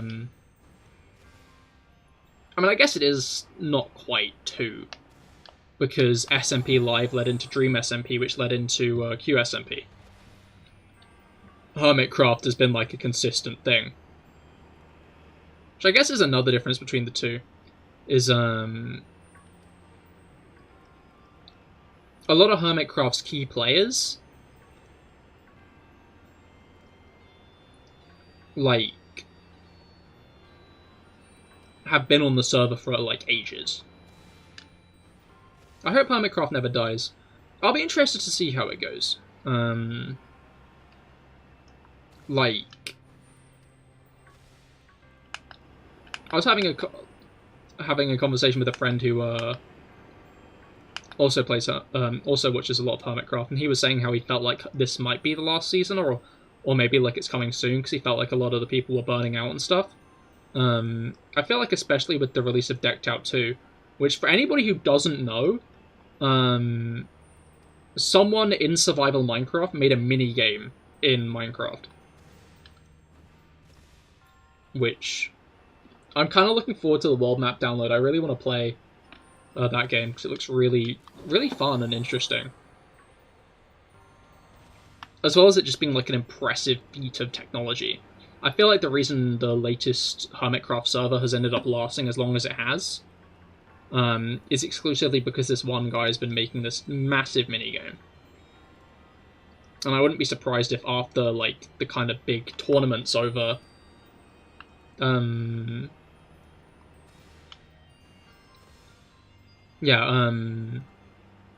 it'll be... What was it called? I think Hermitcraft's time will be limited after the big tournament's over. How many players is needed for said minigame? There we go! Yo! This is genuinely the most excited I've been for a shiny Dunsparce. This took way too long. Genuinely way too long. Hell yeah. If you were to get back into Minecraft, would you recommend a server? What's it called? Shockbite is a server host that I know of. I had a friend who, when she used to stream Minecraft, she hosted her, like, viewer server on Shockbite, and it worked pretty well. So I'd say that would be my recommendation. I don't think they were too expensive either. You still hold shiny like hell, yeah. Is that the first one this stream? Yes. Yes, it is. This has been a very unlucky stream.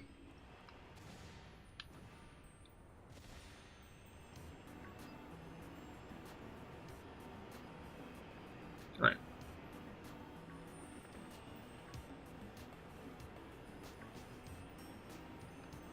Yeah, that is...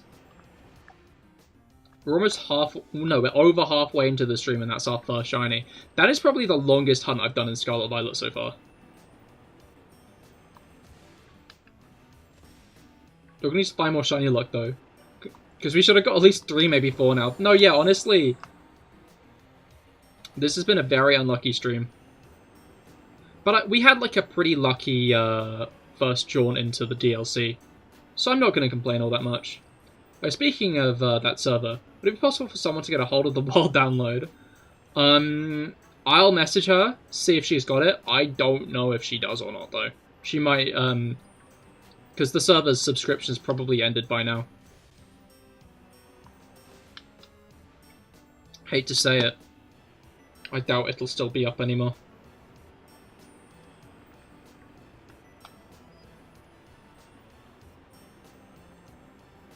It's definitely insane how it can go from getting like 13 one stream to just this one and this. Yeah, no. I mean, it's just kind of how luck goes, isn't it? Sometimes you get really lucky, sometimes you get really unlucky. Again, it reminds me of Let's Go. When that first launched and a bunch of people got into shiny hunting, because I'm guessing it was a mix of everyone was saying shiny hunting's so easy in Let's Go, and also the fact it was the first Pokemon game on the Switch, which was selling really well at the time, meant that a lot of people started shiny hunting in Let's Go, and a lot of people were complaining that they felt the shiny odds were wrong. Probably because just some people were getting unlucky, and that kind of snowballed into like a massive placebo effect. Hey, what's your favourite form of media? In, like, the sense of, like, movies, TV shows, books, video games, that kind of thing?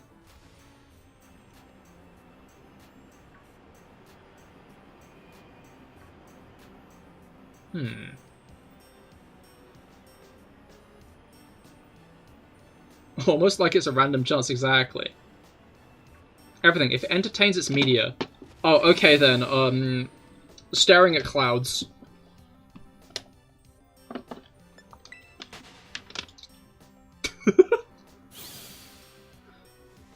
I'd probably say video games.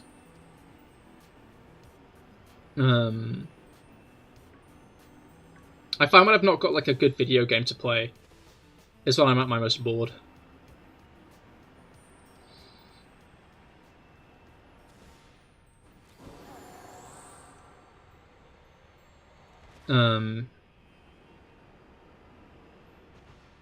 Yeah, no, I... Pretty valid, but you live in the UK, so every cloud is a Pikachu. I also live in the UK, and some clouds are pretty cool. I want to see one of those, like, really tall clouds one day. It's a weird dream to have, I know. But, like, I want to see one of those really tall...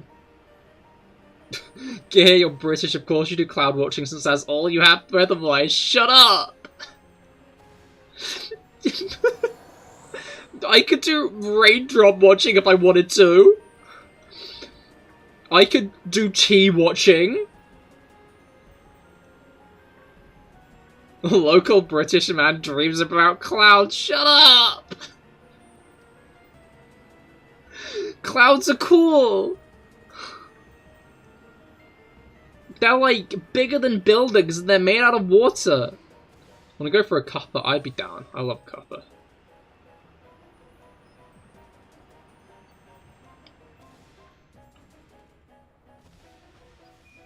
Alright.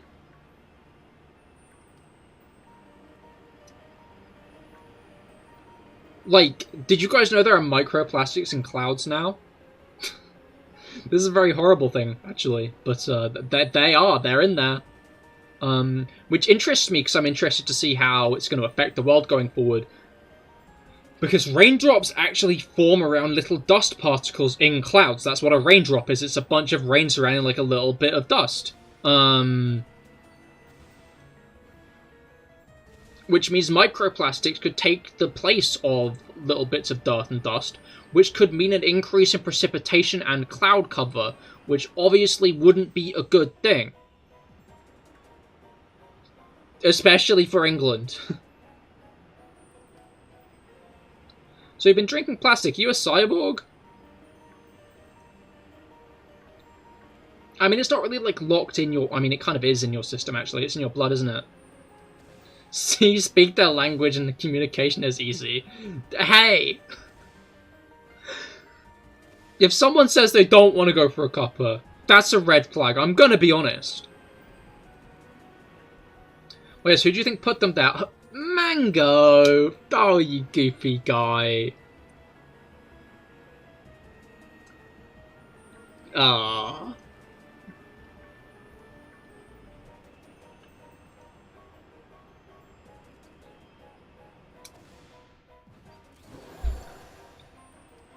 But yeah, it's fucked up. Like, boomers had lead in the air. Gen X had asbestos. Now Gen Z has microplastics.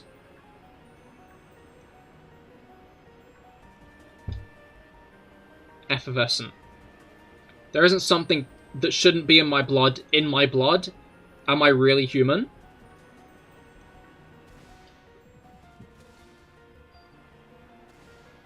For real, a hot cup of hot cocoa coffee in the mornings. Only anything else, and we will have hands.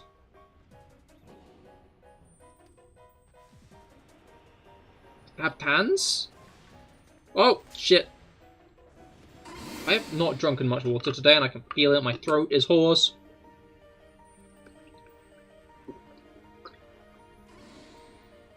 Nay. Alright.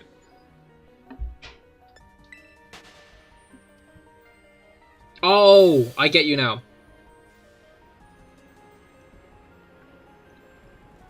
I understand what you mean. You can finally have hands now. You're forbidden.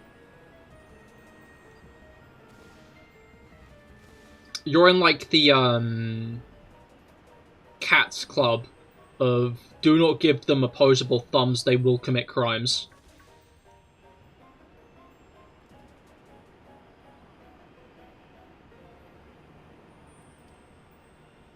Mango, sell tickets before you go Logan pull someone. Exactly.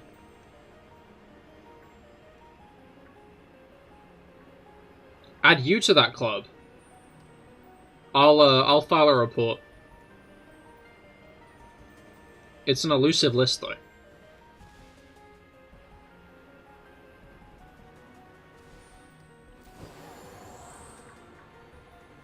Right.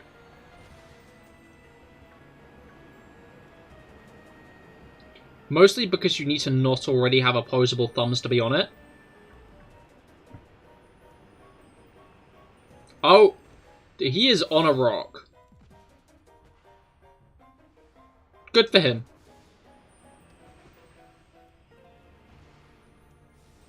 Alright. We got one sparse. Let's evolve it.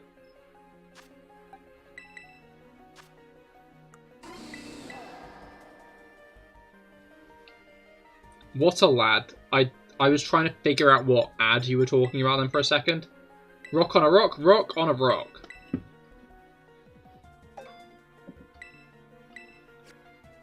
Alright.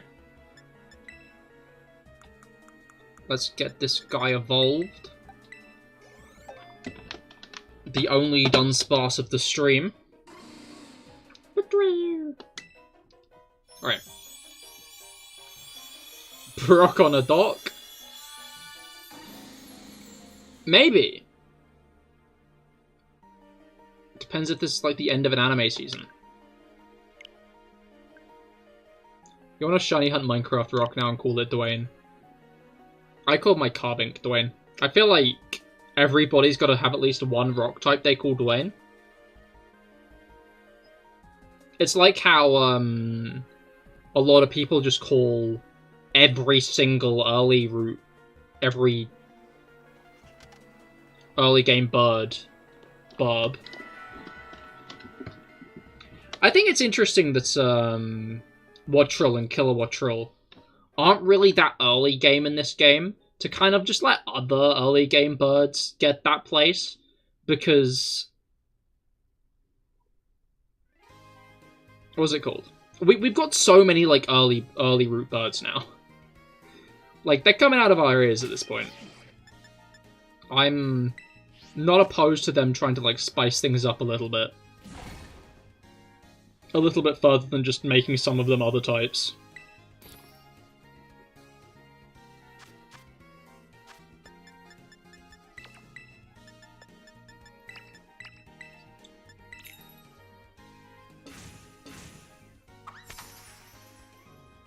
Cahir, why do you have boibs in my ears?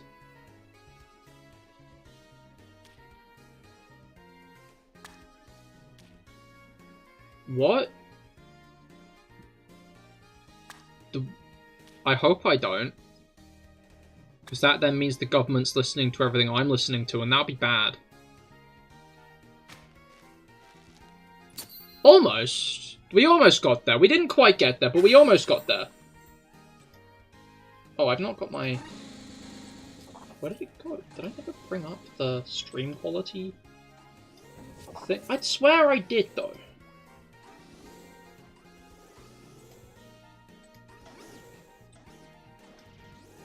Oh, there we go. You're gonna fly a bird to me right now. How small are you? Let's be able to fly on a bird. Apparently we don't actually know how homing pigeons can home so well, which I find interesting. Like... Once a homing pigeon homed from, like, Sri Lanka to Germany.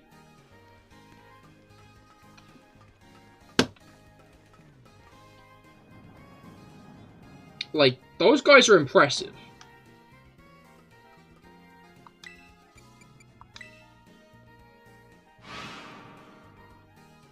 Alright.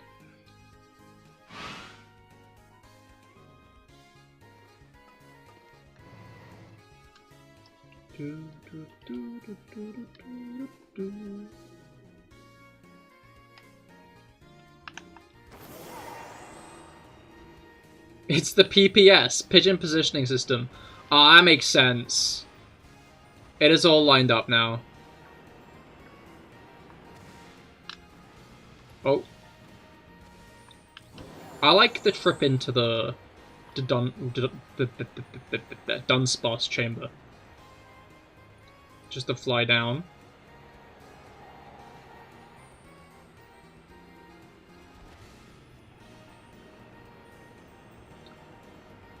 So, like, I have been playing a bit more Sword and Shield to, like, get footage for my shorts lately. My new Pokédex series of shorts, where I, narrate over, like, Pokédex entries. And the bike in that game kind of controls better than Miraidon and Koraidon, I'm gonna be honest. I don't know what it is. I just feel better riding a bike in Sword and Shield than these guys in this one.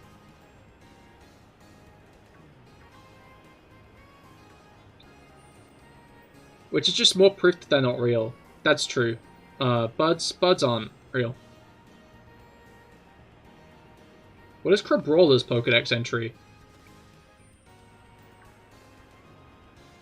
Is it in these games where it says how, like, its claws are edible?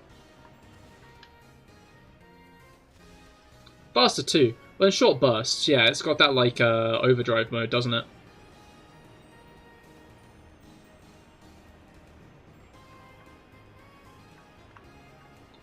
To be fair, though, a lot of crab Pokemon in the last few entries have, like, detailed how they have good claw meat. But, like, going through Pokédex entries has made me realize how much I love Alola as a region. Like, I'm beginning to stand by Usam being the best Pokemon games again. After being a bit rocky of, like, being unsure if it's Legends or, maybe even this. Like, in my opinion, to be clear. My favorite game, because I did really enjoy Scarlet and Violet.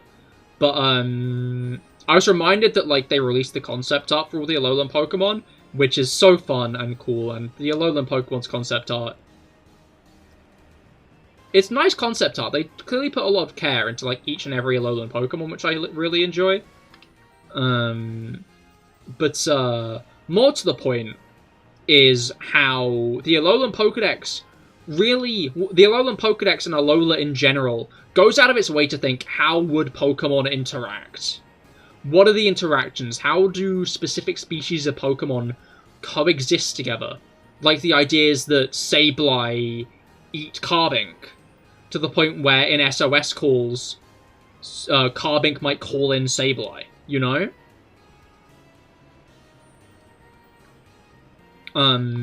Today, my Cubone Pokedex entry detailed a really interesting thing that happens when Cubone cries, how a certain other Pokemon reacts to that. And it just put a lot of thought into, like, Pokemon. And drew some really fun lines between separate Pokemon that hasn't really been done before in that way. Like, where Pokemon from different generations are shown how... It's shown how Pokemon from different generations interact with each other and coexist. And it really kind of illustrates the Pokemon world.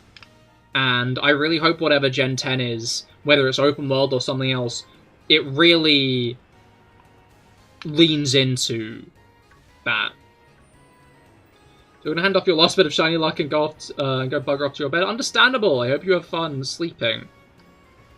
I hope you have a great night. Thanks for stopping by. If you're still here, I'm now realizing I did go off on quite that tangent. But I don't know, like... People act as if, the last good games were black and white, but I think that's a load of bullshit. Like, Sun and Moon, and especially Ultra Sun and Ultra Moon, like, by extension, like, have so much care put into them. But I think it's unfair how overlooked they are just because of, like... the excess of dialogue.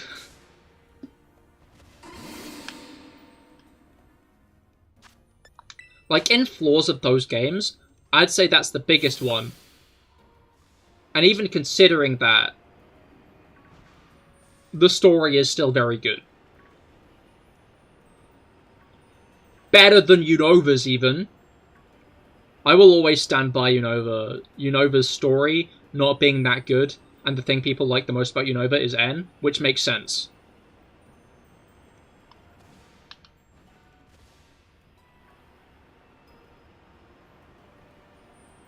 Story of Black and White, middling. N, really good character. Black and White, eh.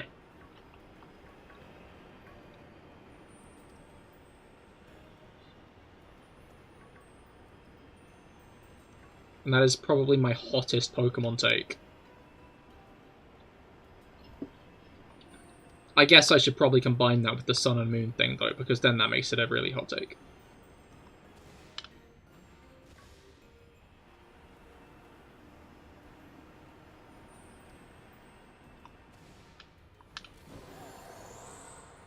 Alright.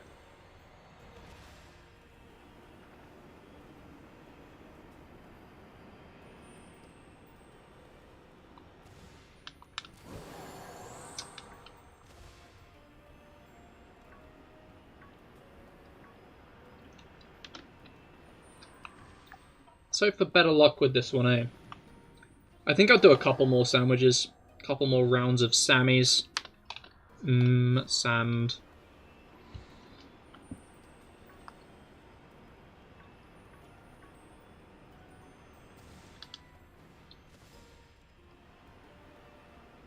I hope the next Pokemon game also brings back fishing. It's a shame fishing isn't a thing in these. Honestly, if they bring back fishing, I'd like fishing to be open again.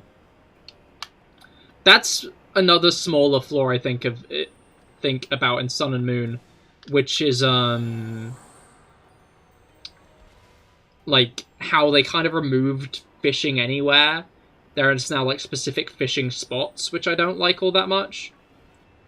Like, I don't really get why they removed, like, universal fishing. Maybe it was a 3DS hardware limitation, but I don't get why they kept bringing it back in, like, Sword and Shield and stuff. Finally, your pizza's here. Hell yeah. Have fun with your pizza. What's on the pizza?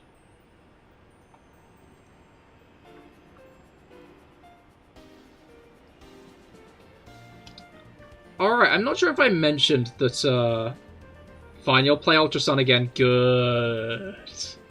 Yes.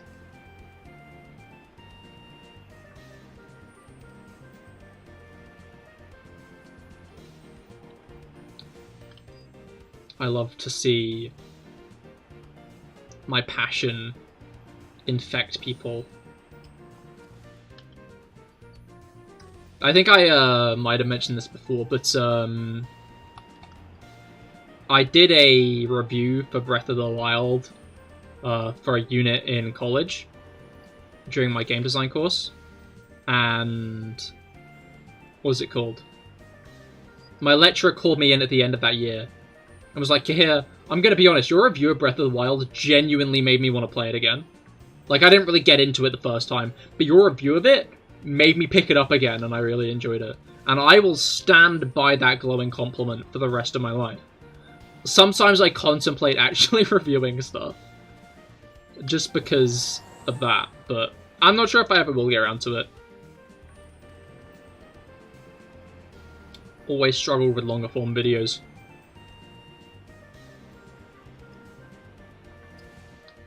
Hence, where I'm doing the Alpha Sapphire series in shorts.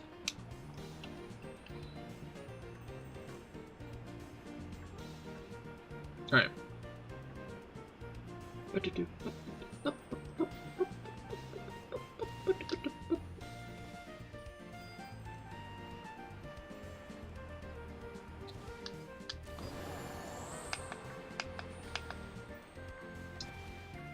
But yeah, I don't know, I don't want to play you some again soon, just because I did it at the beginning of the year, and I don't want to, like, overload. And I still want to replay Legends Arceus again. Like, I'd say there's still some chance that I might end up preferring Legends Arceus, but I remembered how much, like, care and effort was put into Alola. That, has got me excited about those games again, so... But I realised something that's going to make me sad. Because I know it's an inevitability.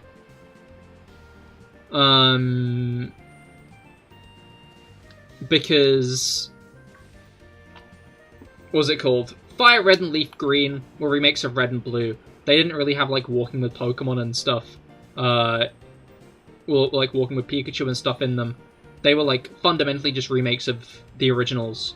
Heart Gold and Soul Silver, while they had some additional content... In fact, I don't know if they had... In fact, Heart Gold, Soul Silver, I think, were also pretty good, like, remakes of what Crystal was. Which I guess brings the points... You ever realize someone might have not had a point? I don't know, I was watching a YouTuber the other day, and he pointed out how, like, a lot of Pokemon games, they remake, like, the more skinned-down versions instead of, like, the larger versions. Like, Omega Ruby, Alpha Sapphire are remakes of Ruby and Sapphire. But they fundamentally do have a lot of elements from the... what's it called? Third versions in them. Up until BDSP, which is the only one that really doesn't have that much from third versions. From Platinum. But basically my point was I'm just worried that a Sun and Moon remake will cut back on a lot of the features that Ultra Sun and Ultra Moon introduced. Yo, there we go! We got 2 whole shinies so far this stream. That's great. We're on... We're, like, warm. We're, like, running a fever.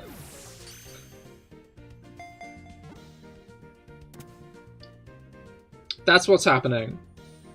We're not on fire, we're running a fever. The luck is overflowing today. Yeah, but like, it's stack overflowing.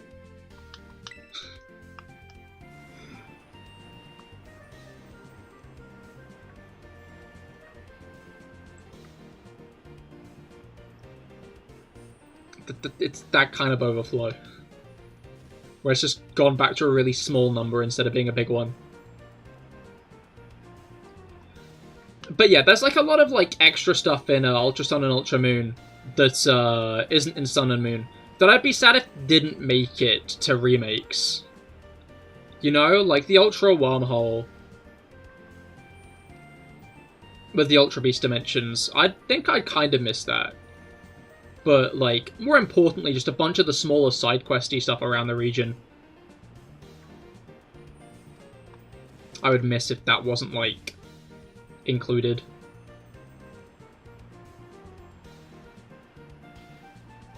But I guess we'll have to find out how Black and White and X and Y remakes go first, because we've not seen either of those yet. I feel like worrying about, Sun and Moon remakes is a little bit too far.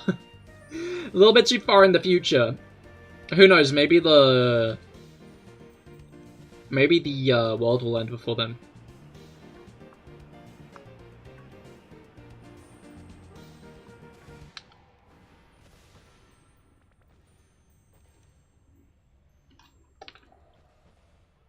Alright. So there's a tree in the Poison Team Starbase that always allow you to get infinite appling without moving. Oh, whack. Which tree is it?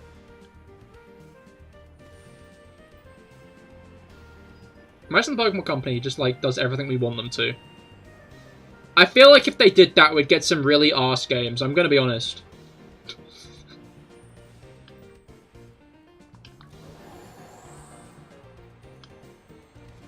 Like, I get what you're saying, but that also implies we'll get the every single region Pokemon game, and I genuinely think that would be such a shit game. It's such a cool concept, but I think in execution, the game itself would be arse. No, by we I meant the 7 sane Pokemon fans. Okay, cool, yeah. Yeah, imagine if they... Imagine if the whole 7 Pokemon fans with good ideas. Maybe 6, honestly.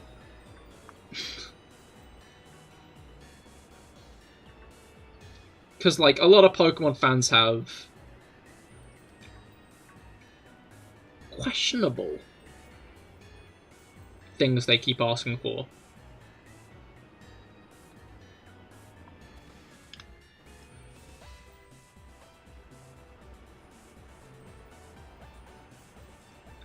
But yeah, I guess the more pressing issue of, like, cut content would be, what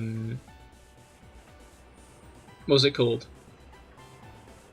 The fact we might just not get Black and White 2 remakes. Black and White 2 might be, like, fundamentally standalone games with, like, no remakes or anything of them. We can never meet in the same room in case it gets blown up or something. Then Megas would get brought back.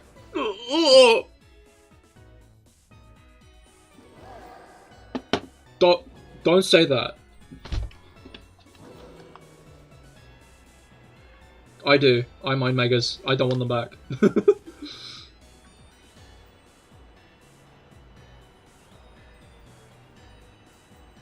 Mega Evolution is a conceptually cool mechanic, but in execution is not only, like, the beginning of, what's it called? The dumbass gimmicks we got every generation, but limits team building, and is just in general like the most limited of all the mechanics, all like the gimmicks that we've gotten. You just like things that are cool to look at. Yeah, no. Mega designs go hard. I will never deny that. The Megas look cool. Mega Evolution as a mechanic isn't that good beyond cool factor.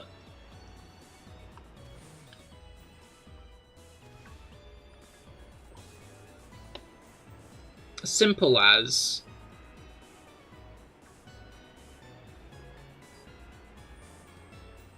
it isn't implemented well in the games it's in.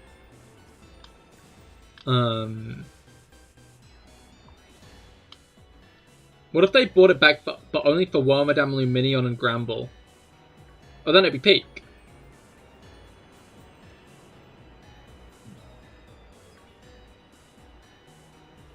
Then it'd be the greatest thing ever, actually. Or, hear me out, they could just give regular evolutions to all of those Pokemon. And then it wouldn't bar them from getting regional variants.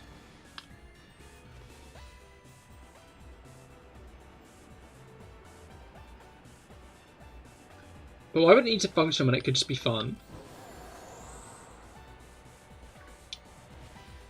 But I don't know, I feel like that's kind of like the issue. I don't know, I feel like part of my like distaste for Mega Evolution is just because everyone's so annoying about wanting it back, when clearly the best case scenario would be just the removal of all gimmicks entirely, and them try to do something actually interesting with the battle system for once. More interesting than Legends Arceus, I mean. An actual, like, shake-up to it that isn't just, like, a new thing layered on top of it. But with VGC around, that's not going to happen.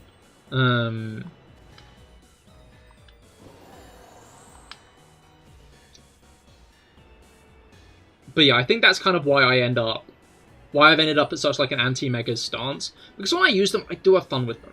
I cannot lie. But I do dislike a lot of things about how they do function. Like, they're not an excuse to make weaker Pokemon stronger, they're an excuse to make stronger Pokemon stronger. Because everybody only wants the cool Pokemon to get Mega Evolutions, and any weaker Pokemon that gets a Mega Evolution is kind of like shafted, like Ordino. People always act like it's the worst, and why did it get a Mega? It's because it's a weaker Pokemon that got given a stronger form. That's kind of like the whole thing most people try to sell Megas on, you know? When it's fundamentally not what Megas are. Mega Evolution is just an excuse to give well-liked Pokemon new forms to make fans go, oh my god! You know?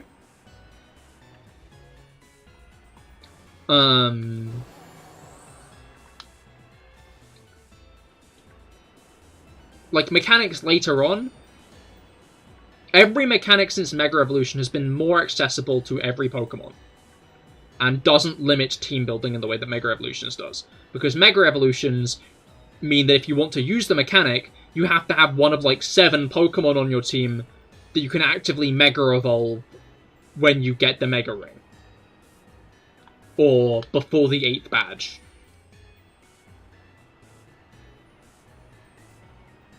Like, I swear there are, like,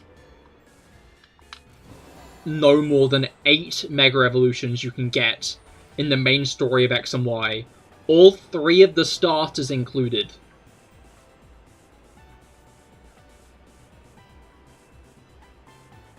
And it just kind of limits team building options.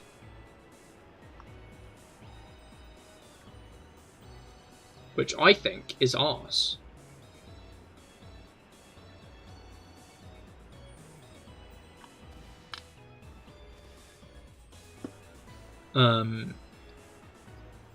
And then implementation in the story is whack as well. Because while both stories... In fact, Auraz has a more, like, relevant to Mega Evolution story, I'd say, in the Delta episode. X and Y, like, Mega Evolutions are just a, like, side effect of the ultimate weapon. Like, they're barely even, like, actually relevant in the story. Nor do they have any real presence in the story beyond you, because, like, 3 trainers in the whole game have Mega Evolutions. Like, I'm gonna emphasize this. 3 trainers in the game Mega Evolution was introduced in have access to Mega Evolutions.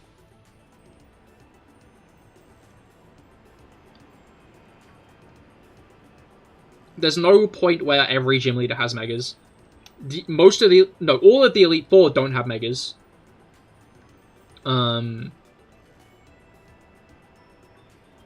It's like Lysandre, Diantha, and Serena, and that's it. It's insane. Auraz does it a bit better. Only story elements is that Lysandre had to go all tentacle porn in order to achieve a mega. Exactly. What even was the point of that suit? What did that suit achieve? But yeah, even though like Z moves are a much more like disputed mechanic, every major trainer has a Z crystal. Although sometimes you'll end up in a situation where they don't end up using the Z move, which I will say detracts from Z moves a little bit, because sometimes you just don't get hit with it. They're more like flexible in the fact that you don't just have to like deal out an all-out attack. You can use them to buff yourself and shit as well, which I think is really cool. And yeah, any Pokemon can use even Z crystals of not their type, which I think is a lovely like mechanic. And it's probably why Z moves are probably my second favorite mechanic. Dynamax is usable by every Pokemon. It's more limited in the sense that it's not an anywhere, everywhere kind of thing. But it kind of makes the gym battles more grand in like the giant kaiju fights that they become, which I think is kind of cool. It feels like they were an attempt to fuse Mega Evolution and Z moves, but it kind of ended up a bit dry in the end. And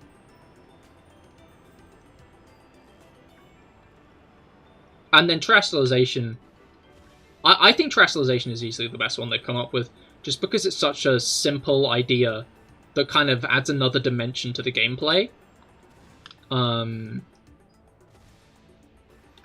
a way that actually kind of mixes up strategizing and team building in a more interesting way than like shit like Dynamax and Z moves did. Because Z moves took up like a Z moves took up an item slot, which I do think kind of sucks, because it means if that Z move user dies, then your Z move's gone, which is kind of arse in comp, because you don't really want to be putting multiple like Z crystals on Pokemon when you could be putting actually useful items on other Pokemon. Hello.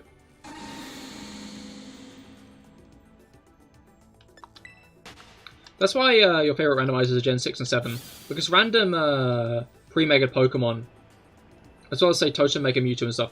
Oh yeah, that's a fair point. Randomized Gen 6 and 7 do go hard because of random Megas. You are 100% right there, actually. I remember in my Ultra Moon Extreme Randomizer, I got a Mega Kangaskhan as my starter, which went hard.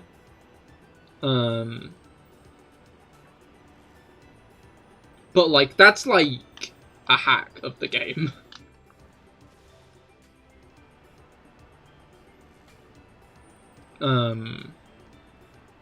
But yeah, honestly, like, my ideal Pokemon game would scrap the dumbass gimmicks entirely and actually do an interesting change to how the battle system works.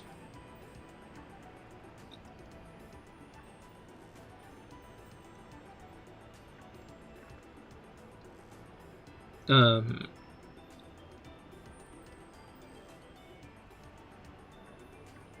I don't mean like some kind of like, oh, it's now real time or some shit. I don't think we need a real time like combat in Pokemon, because my reaction times are arse, but yeah, but so much fun. Then OP stuff like Crystals and Megas. No, yeah, that is very true. I just mean like it's fun, but in like the context of the current conversation, I don't think it saves Megas much. But yeah, I think I might do another. I'm not sure. Part of me does want to do another randomizer Nuzlocke at some point, but I'm also aware that randomizers became a bit dull to me when I realized the difficulty curve is kind of arse in randomizers. Because it starts off really hard, but then it pretty quickly gets like easier as you kind of level out with your opponents. So if I do another randomizer, I might turn off evolutions entirely. See if I can just turn off evolutions entirely. And then... yeah, turn off evolutions entirely. And... like, kind of force myself to not switch up my team exclusively as I want to. Just because it would make a lot of the battles harder. Or maybe I try to do something like Tyranitar and get someone who knows about modding the game to mod the game. Because Tyranitar's extreme randomizers are only really extreme because they have actually well-constructed boss fights. I think some hacks there's like forced evolution after, say, 4th or 5th gym.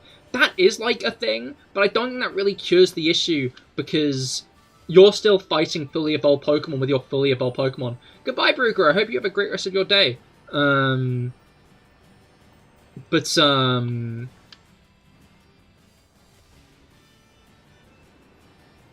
Yeah, you're still, like, fighting fully evolved Pokemon with fully evolved Pokemon by that point.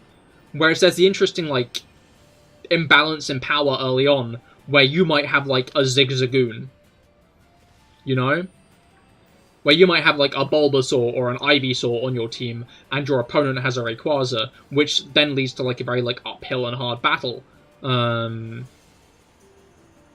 But by the end of the game, your team is fully developed, you've got all the moves you want, you've got all the items you want, especially if you're randomizing items, meaning you're now a threat.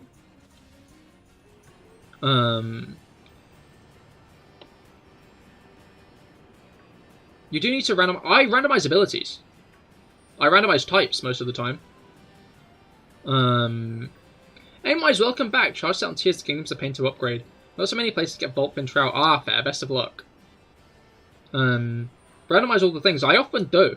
I don't think I have... No, I have. Have I? I used to randomize evolutions. I'm not sure if I did in any of the extreme randomizers I've done on streams. But I used to randomize evolutions. Oh. It's over. Okay, we're lagging. But yeah, like, more randomization doesn't fix my issue with randomizers, because the issue is once you get to a late game randomizer, you tend to have built Pokemon who can take down most threats.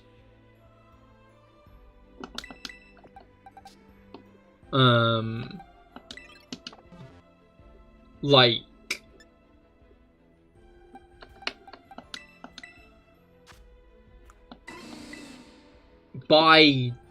as you start getting into late game, your Pokemon are ready for any challenge. Your opponents, less so.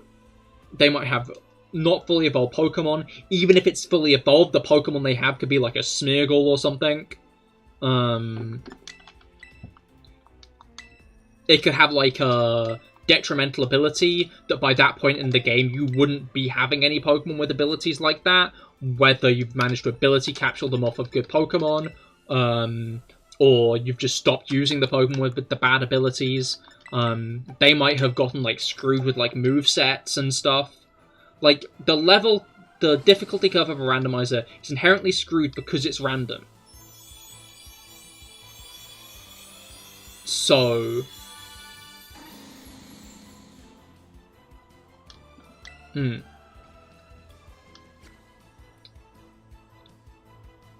Abercrombie, a banjo? I do not know how to play any musical instruments myself. I feel like that wasn't what you were saying. But, always around banjo is not ringing a bell.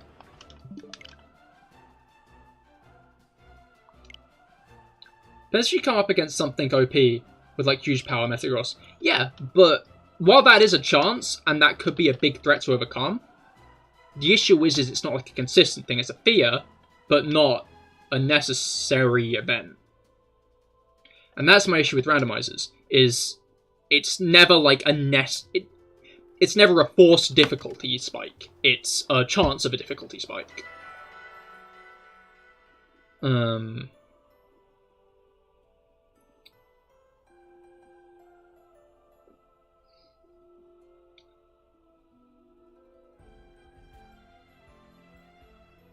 And yeah, if I do a randomizer again, I'd be interested in doing one like Tube does.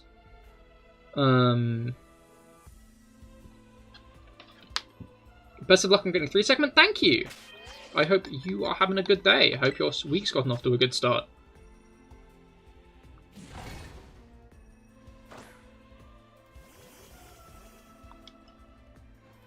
But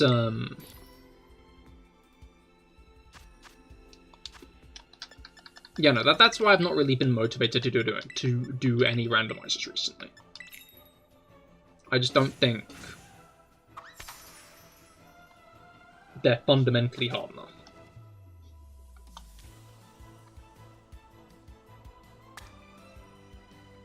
Doing fine since last night. Hunted shiny Rookidee. Hell yeah, did you get it?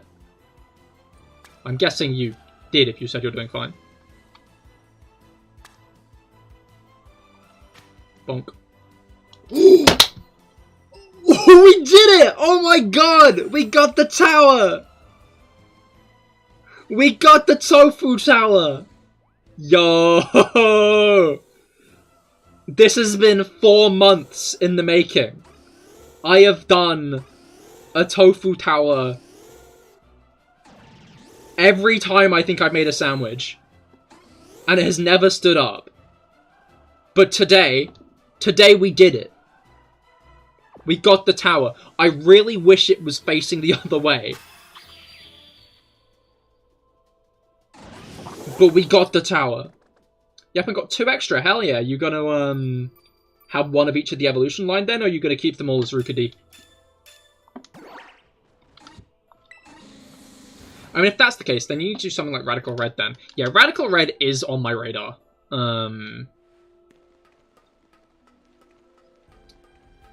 But I kind of want to get better at Nuzlocking first. Like, I'm just in, like, a phase where I feel like my skill level is now to the point where, like, most randomizers won't pose a threat to me on average. But stuff like Radical Red is a little bit above my skill level at the moment. Dingleberry, hello, how goes it? I hope your week's gotten off to a good start. Your birthday week, if I'm not mistaken.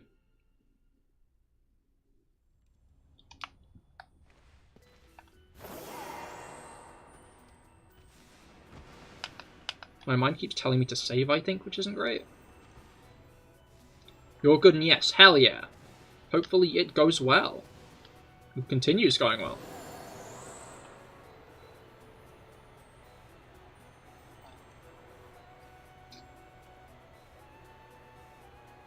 Is that guy good? But yeah, I was just talking about how I find randomizers aren't the hardest form of Nuzlocke.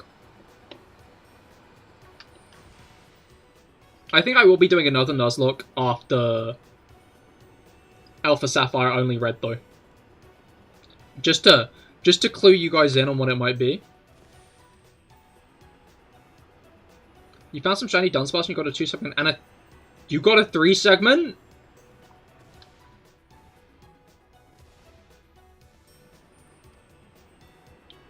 You're just nonchalantly claiming that.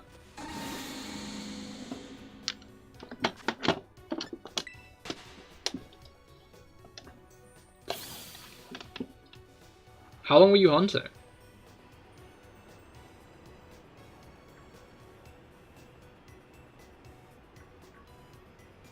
Alright.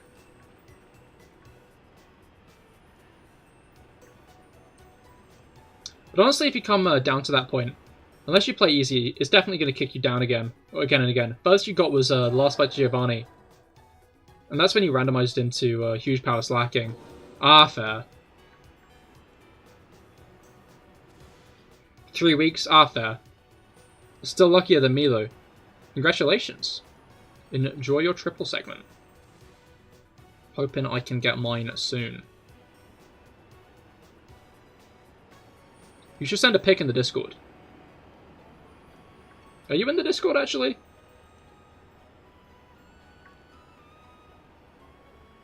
I'm now realizing you might not be. Yeah, no, I'm aware Radical Red is, you can't get Discord after.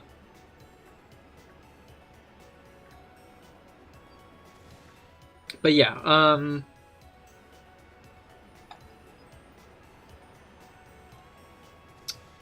what was it called? What brainwave am I trying to have? Trying to have one of them, that's for certain. Yeah, I'm aware Radical Red is, like, widely considered one of the hardest hacks. And I do intend to do it at some point. But again, I'd rather get a bit better at Nuzlocking first. Because I feel like I could still be a little bit better, you know? I think I'm getting good at it, but I could be better.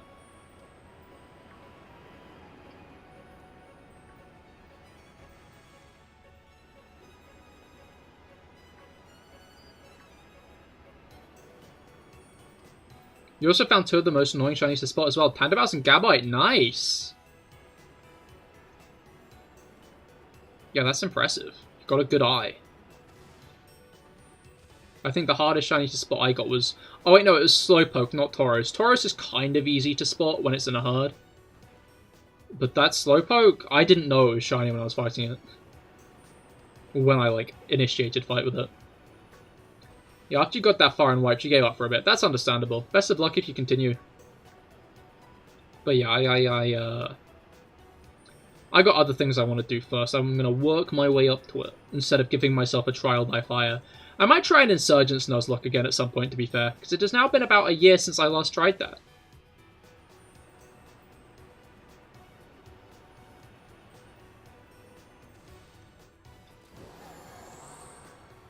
And I feel like I've gotten considerably better at Nuzlocke since then. But Insurgents won't be next.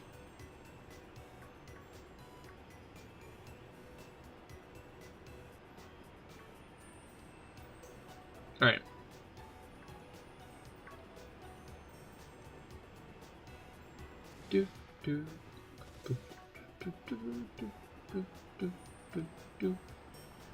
That would be interesting. It would be.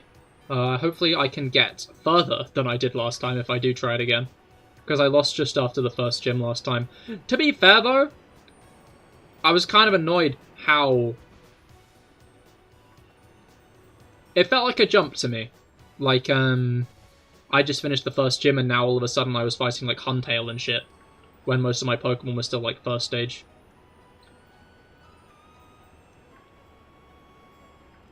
But maybe it's just a skill issue.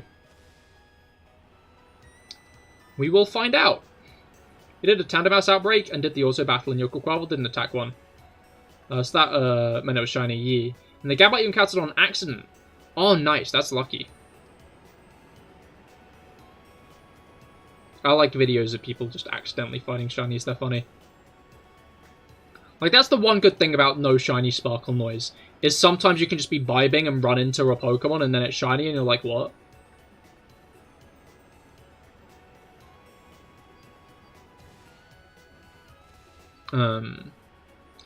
I would like whatever the next game is to, like, have more of an indication on when a shiny is a shiny. As well as maybe upping the odds a little bit.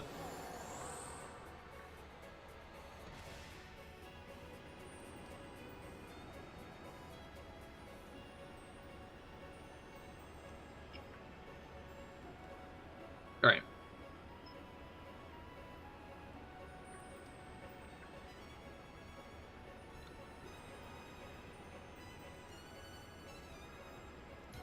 You found it really depends on how many Hackmons you get. And if your hacks do much to stop the enemies. Arthur.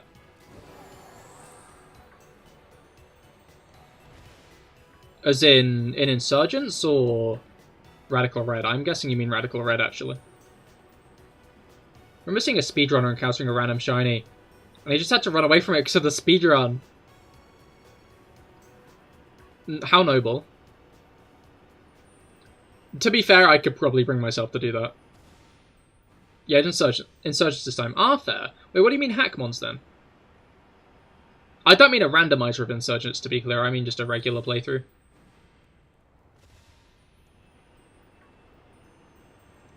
You found a shiny while playing through Legends, and you didn't realize until you remembered, and you heard a faint sound. Hell yeah, shiny Toxicroak. Shame it wasn't Krogunk. But congratulations all the same.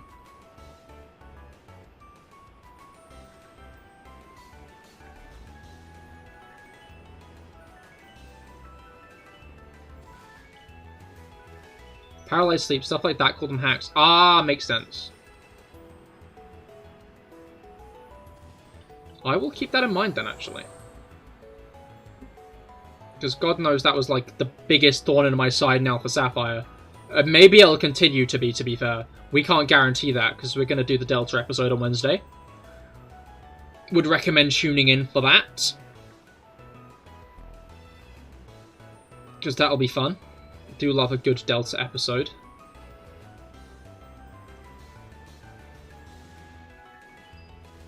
And then that'll be the last stream on that series. You already have a shiny Krogunk? Nice. You'll love to hear it. Love that guy.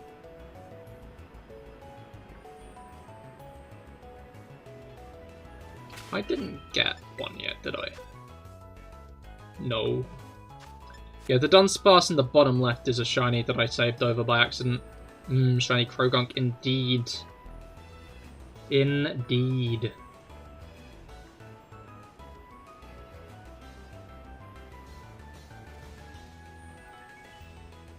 Alright.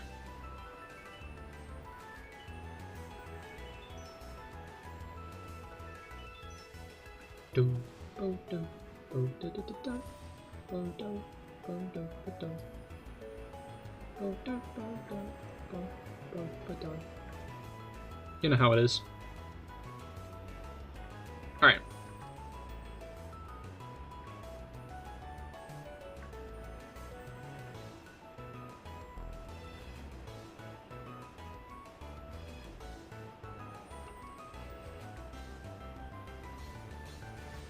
Let's tune my brain back in, because it zoned out for a second there. Alright. Would be nice to get one more, but this hasn't been that lucky of a stream, which is a shame. I guess it makes sense though, because most streams have been pretty lucky, to be fair. I feel like the fewest we've managed to get in one stream is about 4 so far. So, like, a stream where we only get 2 is, like, coming at some point, I guess.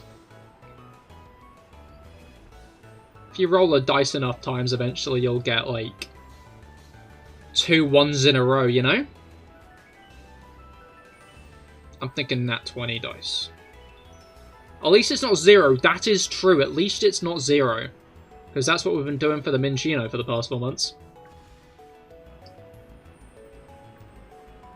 That's why I thought these would be a good combination. Because I was like, oh, well, I won't get the Minccino anytime soon. But, the Dunsparce, like, I'll get, like, a shiny Dunsparce or 2 every stream. And, like, I have. But, these have both been really long hunts now. And I kind of want some more variety than just circling Area 0. And looking at the intro to Pokemon Black and White.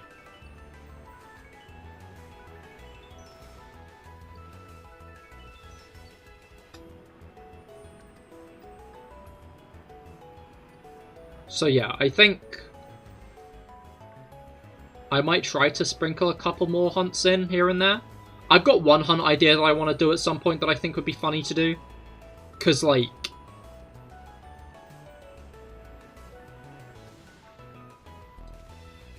yeah, no, I've just got a funny idea that I want to execute. But I don't want to give up on the Triple Segment Dudunsparce, you know?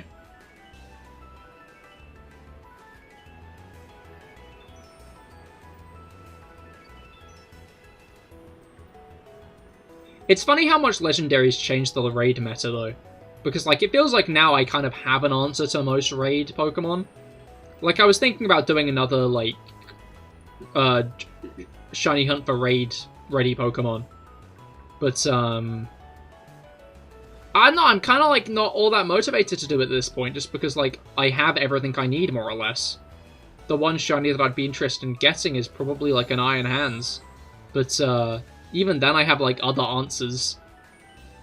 Even if, there's a Pokemon that would do good against, what Iron Hands would do good against, I can just bring another Pokemon with, like, Screech or something along. And I have enough Legendaries at this point to deal with most types. Just because Legendaries are good at that kind of thing.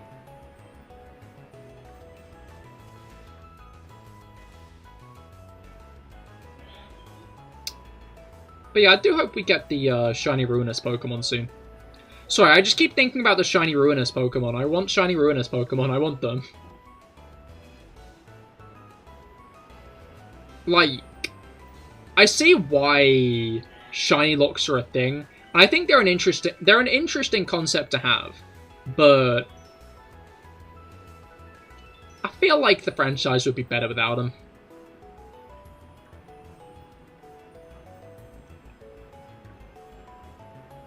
I just don't really see a point in them, you know? Like, okay, no, I can see a vague point in shiny locks on Pokemon like Miraidon and Koraidon.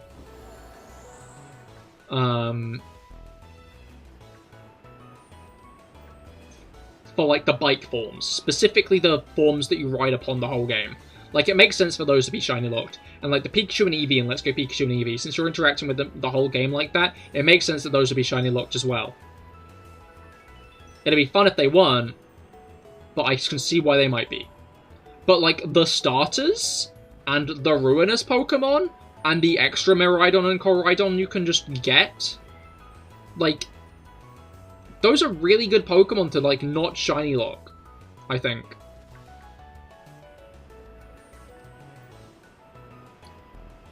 Because it would just give you a nice opportunity to catch shiny ones of those Pokemon. Like, I'd say Ogerpon, you know what? No, yeah, Ogerpon I'd say falls into that category as well.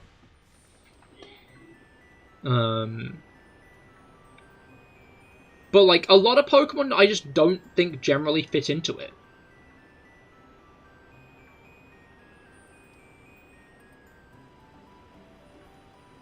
Like, why are Reshiram and Zekrom shiny locked in Gen 5? There's no real reason for them to be shiny locked.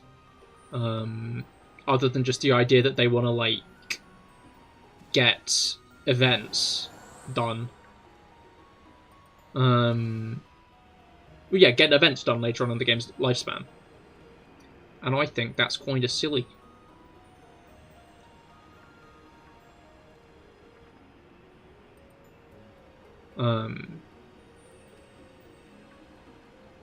But they're probably going to be here to stay for a while. That's why I like how BDSP doesn't have any shiny locks.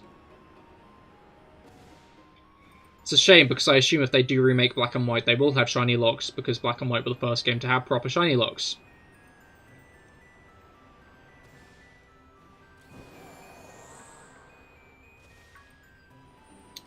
But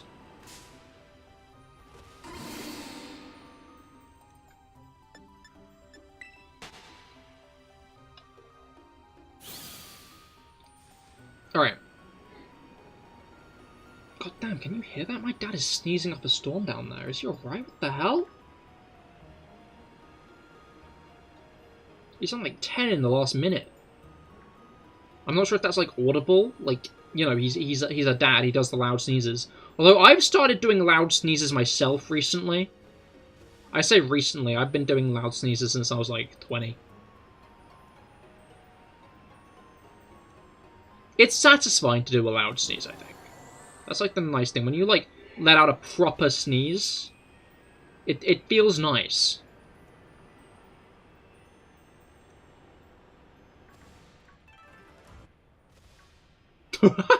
That genuinely made me jump a little bit.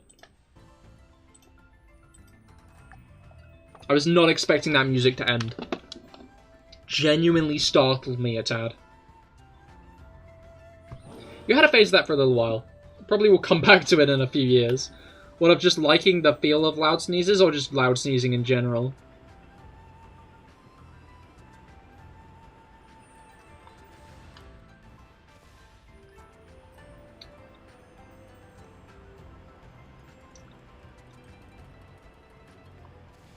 I don't know, do I even sneeze much on streams?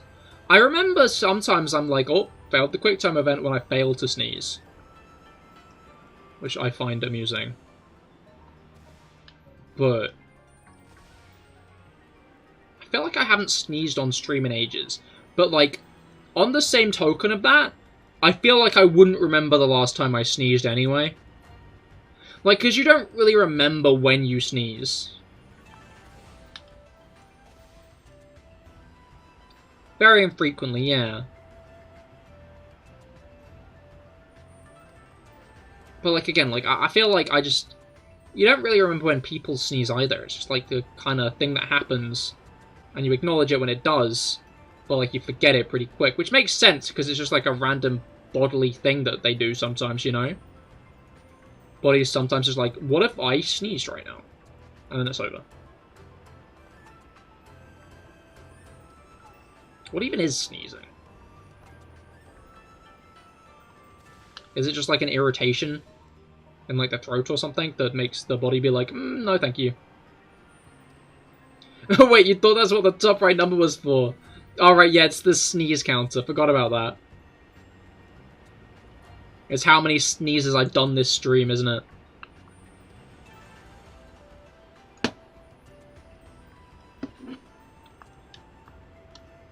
Of course, how could I be so foolish and forget?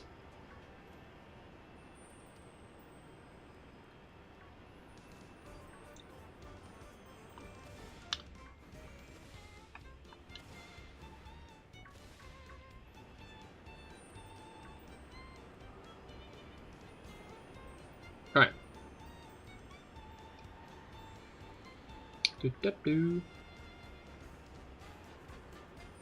Speaking of sneezes and bodily functions, I'm going to take a drink. Removing irritation from your nose. Ah, makes sense.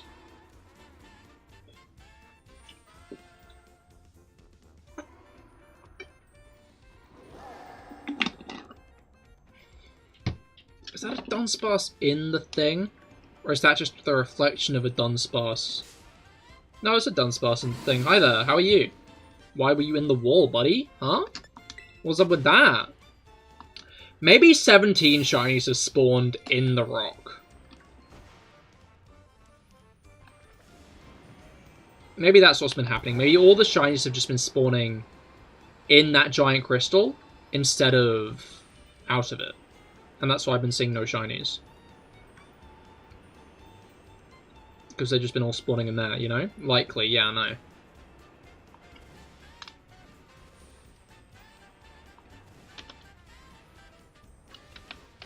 Although I've always thought, like, a shiny out of sight is as good as a shiny not being there at all, you know?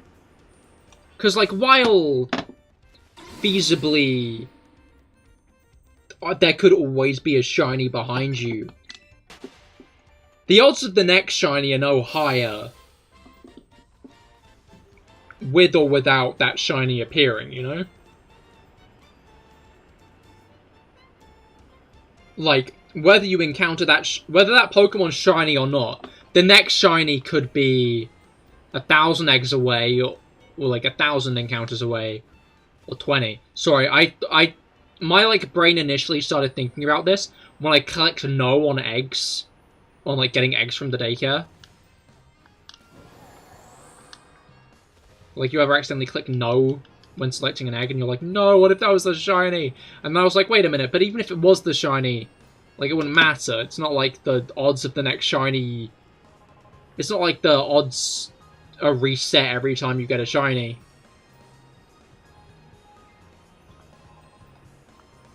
Every Pokemon's just got their own independent chance of being shiny. Yeah.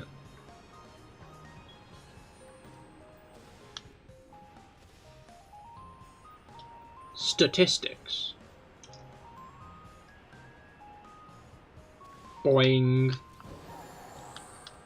Alright.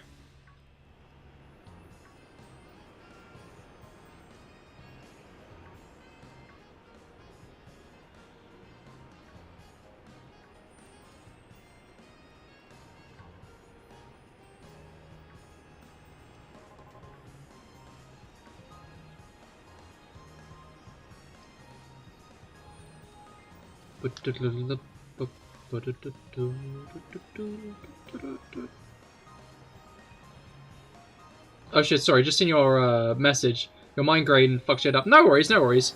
I was already formulating backup plans when I sent it, because I was realizing not every, like... I sent it with the express, like, thought that you might not be available, which is why I was checking, if that makes sense. But if you were down to do it soon, that would also be cool.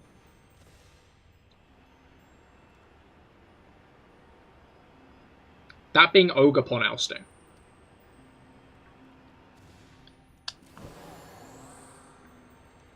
Honestly, RNG fucked me up more than anything. I was looking for something in Legends Arceus for like my backup plan, and I couldn't find that either.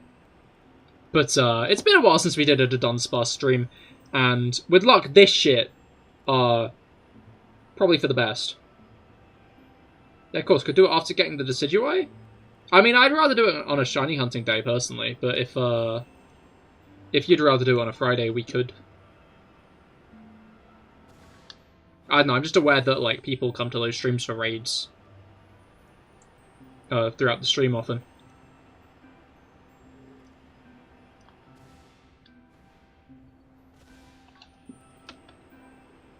I don't know, I wonder if I'm, like, too strict on my streams sometimes. In that sense. Like, I'm generally like, okay, this is what's happening this stream, and that's what's going to be happening this stream. And I never really kind of budge off that idea.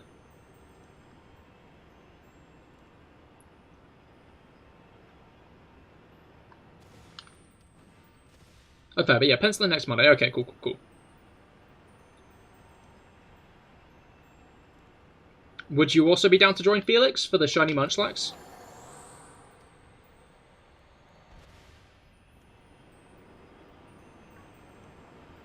Because a team of 3 would be better than a team of 2. I don't know if Zenderman's still around. But if they have Scarlet, Violet, and want to Ogre Pawn oust, they can feel free to join as well.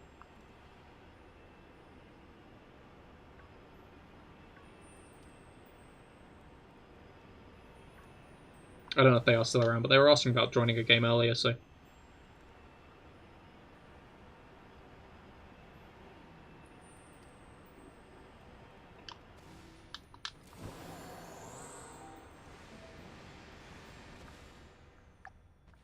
Cool.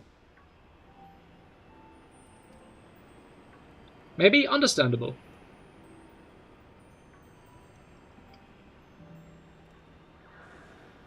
I'm just aware from the sounds of it, it's nigh on impossible to do single player, which is why I'm trying to assemble a band.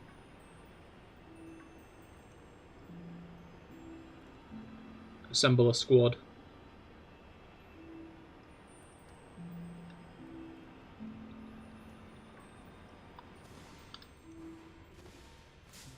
Oh, hello.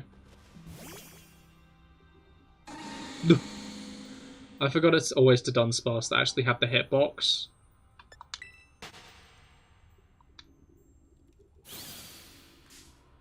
Oh no, I'm trapped again, aren't I? This happened before. Schmack. That's why you always have an attacking move on your shiny hunting Pokemon. Why do Duns suddenly appear? True, actually.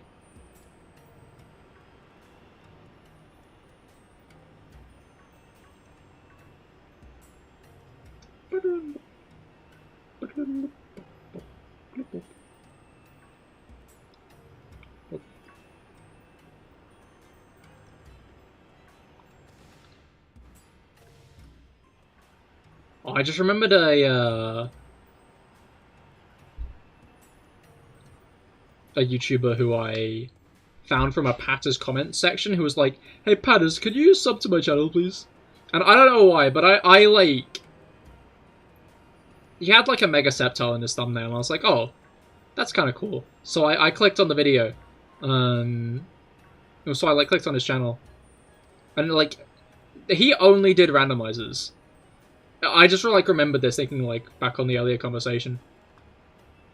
And it's just funny because, like, if it was, like, any game, it was like, yeah, I might do this if they had a randomizer. This was before I became an anti-randomizer. Well, I'm not anti-randomizer, I just have grievances.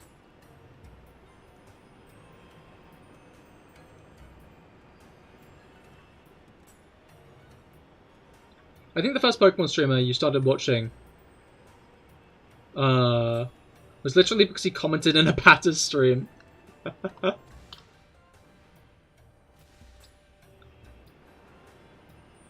Yeah, I found a couple just off of the YouTube search page. More recently. That was like back when I was a lot younger. I just remember like once he streamed and I joined the stream and there was only one other person there. And he acknowledged the fact I was there. He was like, oh, there's someone else here, who is it? And I was just like kind of too awkward to actually comment, so I left. And that's why I try, like... That's, like, one of the reasons I've realized why it's always important to never pressure lurkers. Because if you try to pressure someone into doing something in a stream, odds are they're just gonna go. You know? People don't like it when you make them do things. When you put pressure on them like that. And that's why, if anyone here is lurking, I appreciate you. You do not need to make yourself heard for me to appreciate you being here.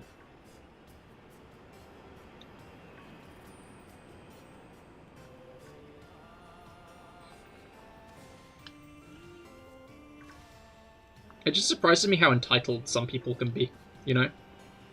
Like, there are a lot of people who are like, oh, I stream every day, and I'm just not growing an audience, and it's like, why? Complaining about it doesn't get you an audience. No one sees you complaining about not having an audience, and are like, oh, I feel pity for this person, I'm going to watch you. Anyway, that is the Dunsparce sandwich up. And I would say it's about time to end in that case. But yeah, thank you all for coming. This has been a very fun one. Unlucky. It's been unlucky, but I've enjoyed the conversation all the same. That's the thing I like about shiny hunting streams, is they're just basically just chatting streams. I think the stacked sandwich took up a lot of the luck. That's true, actually. I didn't consider that. But that was an achievement all the same, to be fair. That stacked sandwich, that is probably the biggest achievement of this hunt so far. More than getting the 5 shinies in one stream, in like one sandwich. True, that was more skill. Exactly. That was the best thing that's happened this stream. But yeah, I hope you all had a great time. I certainly have. And I will see you all on Wednesday for the finale, the Delta episode of our Pokemon Alpha Sapphire stream. And I do hope to see you all there, because that'll be very cool. A bit lacking in Duns, but GG on the stack. You take care, man, and we'll catch you guys soon. Yeah, Rob, thank you for stopping by. And thank you for stopping by as well, Felix. And thank you everybody else as well. But yeah, hopefully your migraine clears up soon, Rob. But yeah, well, the after effects of it, I think. Yeah. But yeah, I hope you all had a great time. I certainly have. And I will see you all on Wednesday. Goodbye and good night.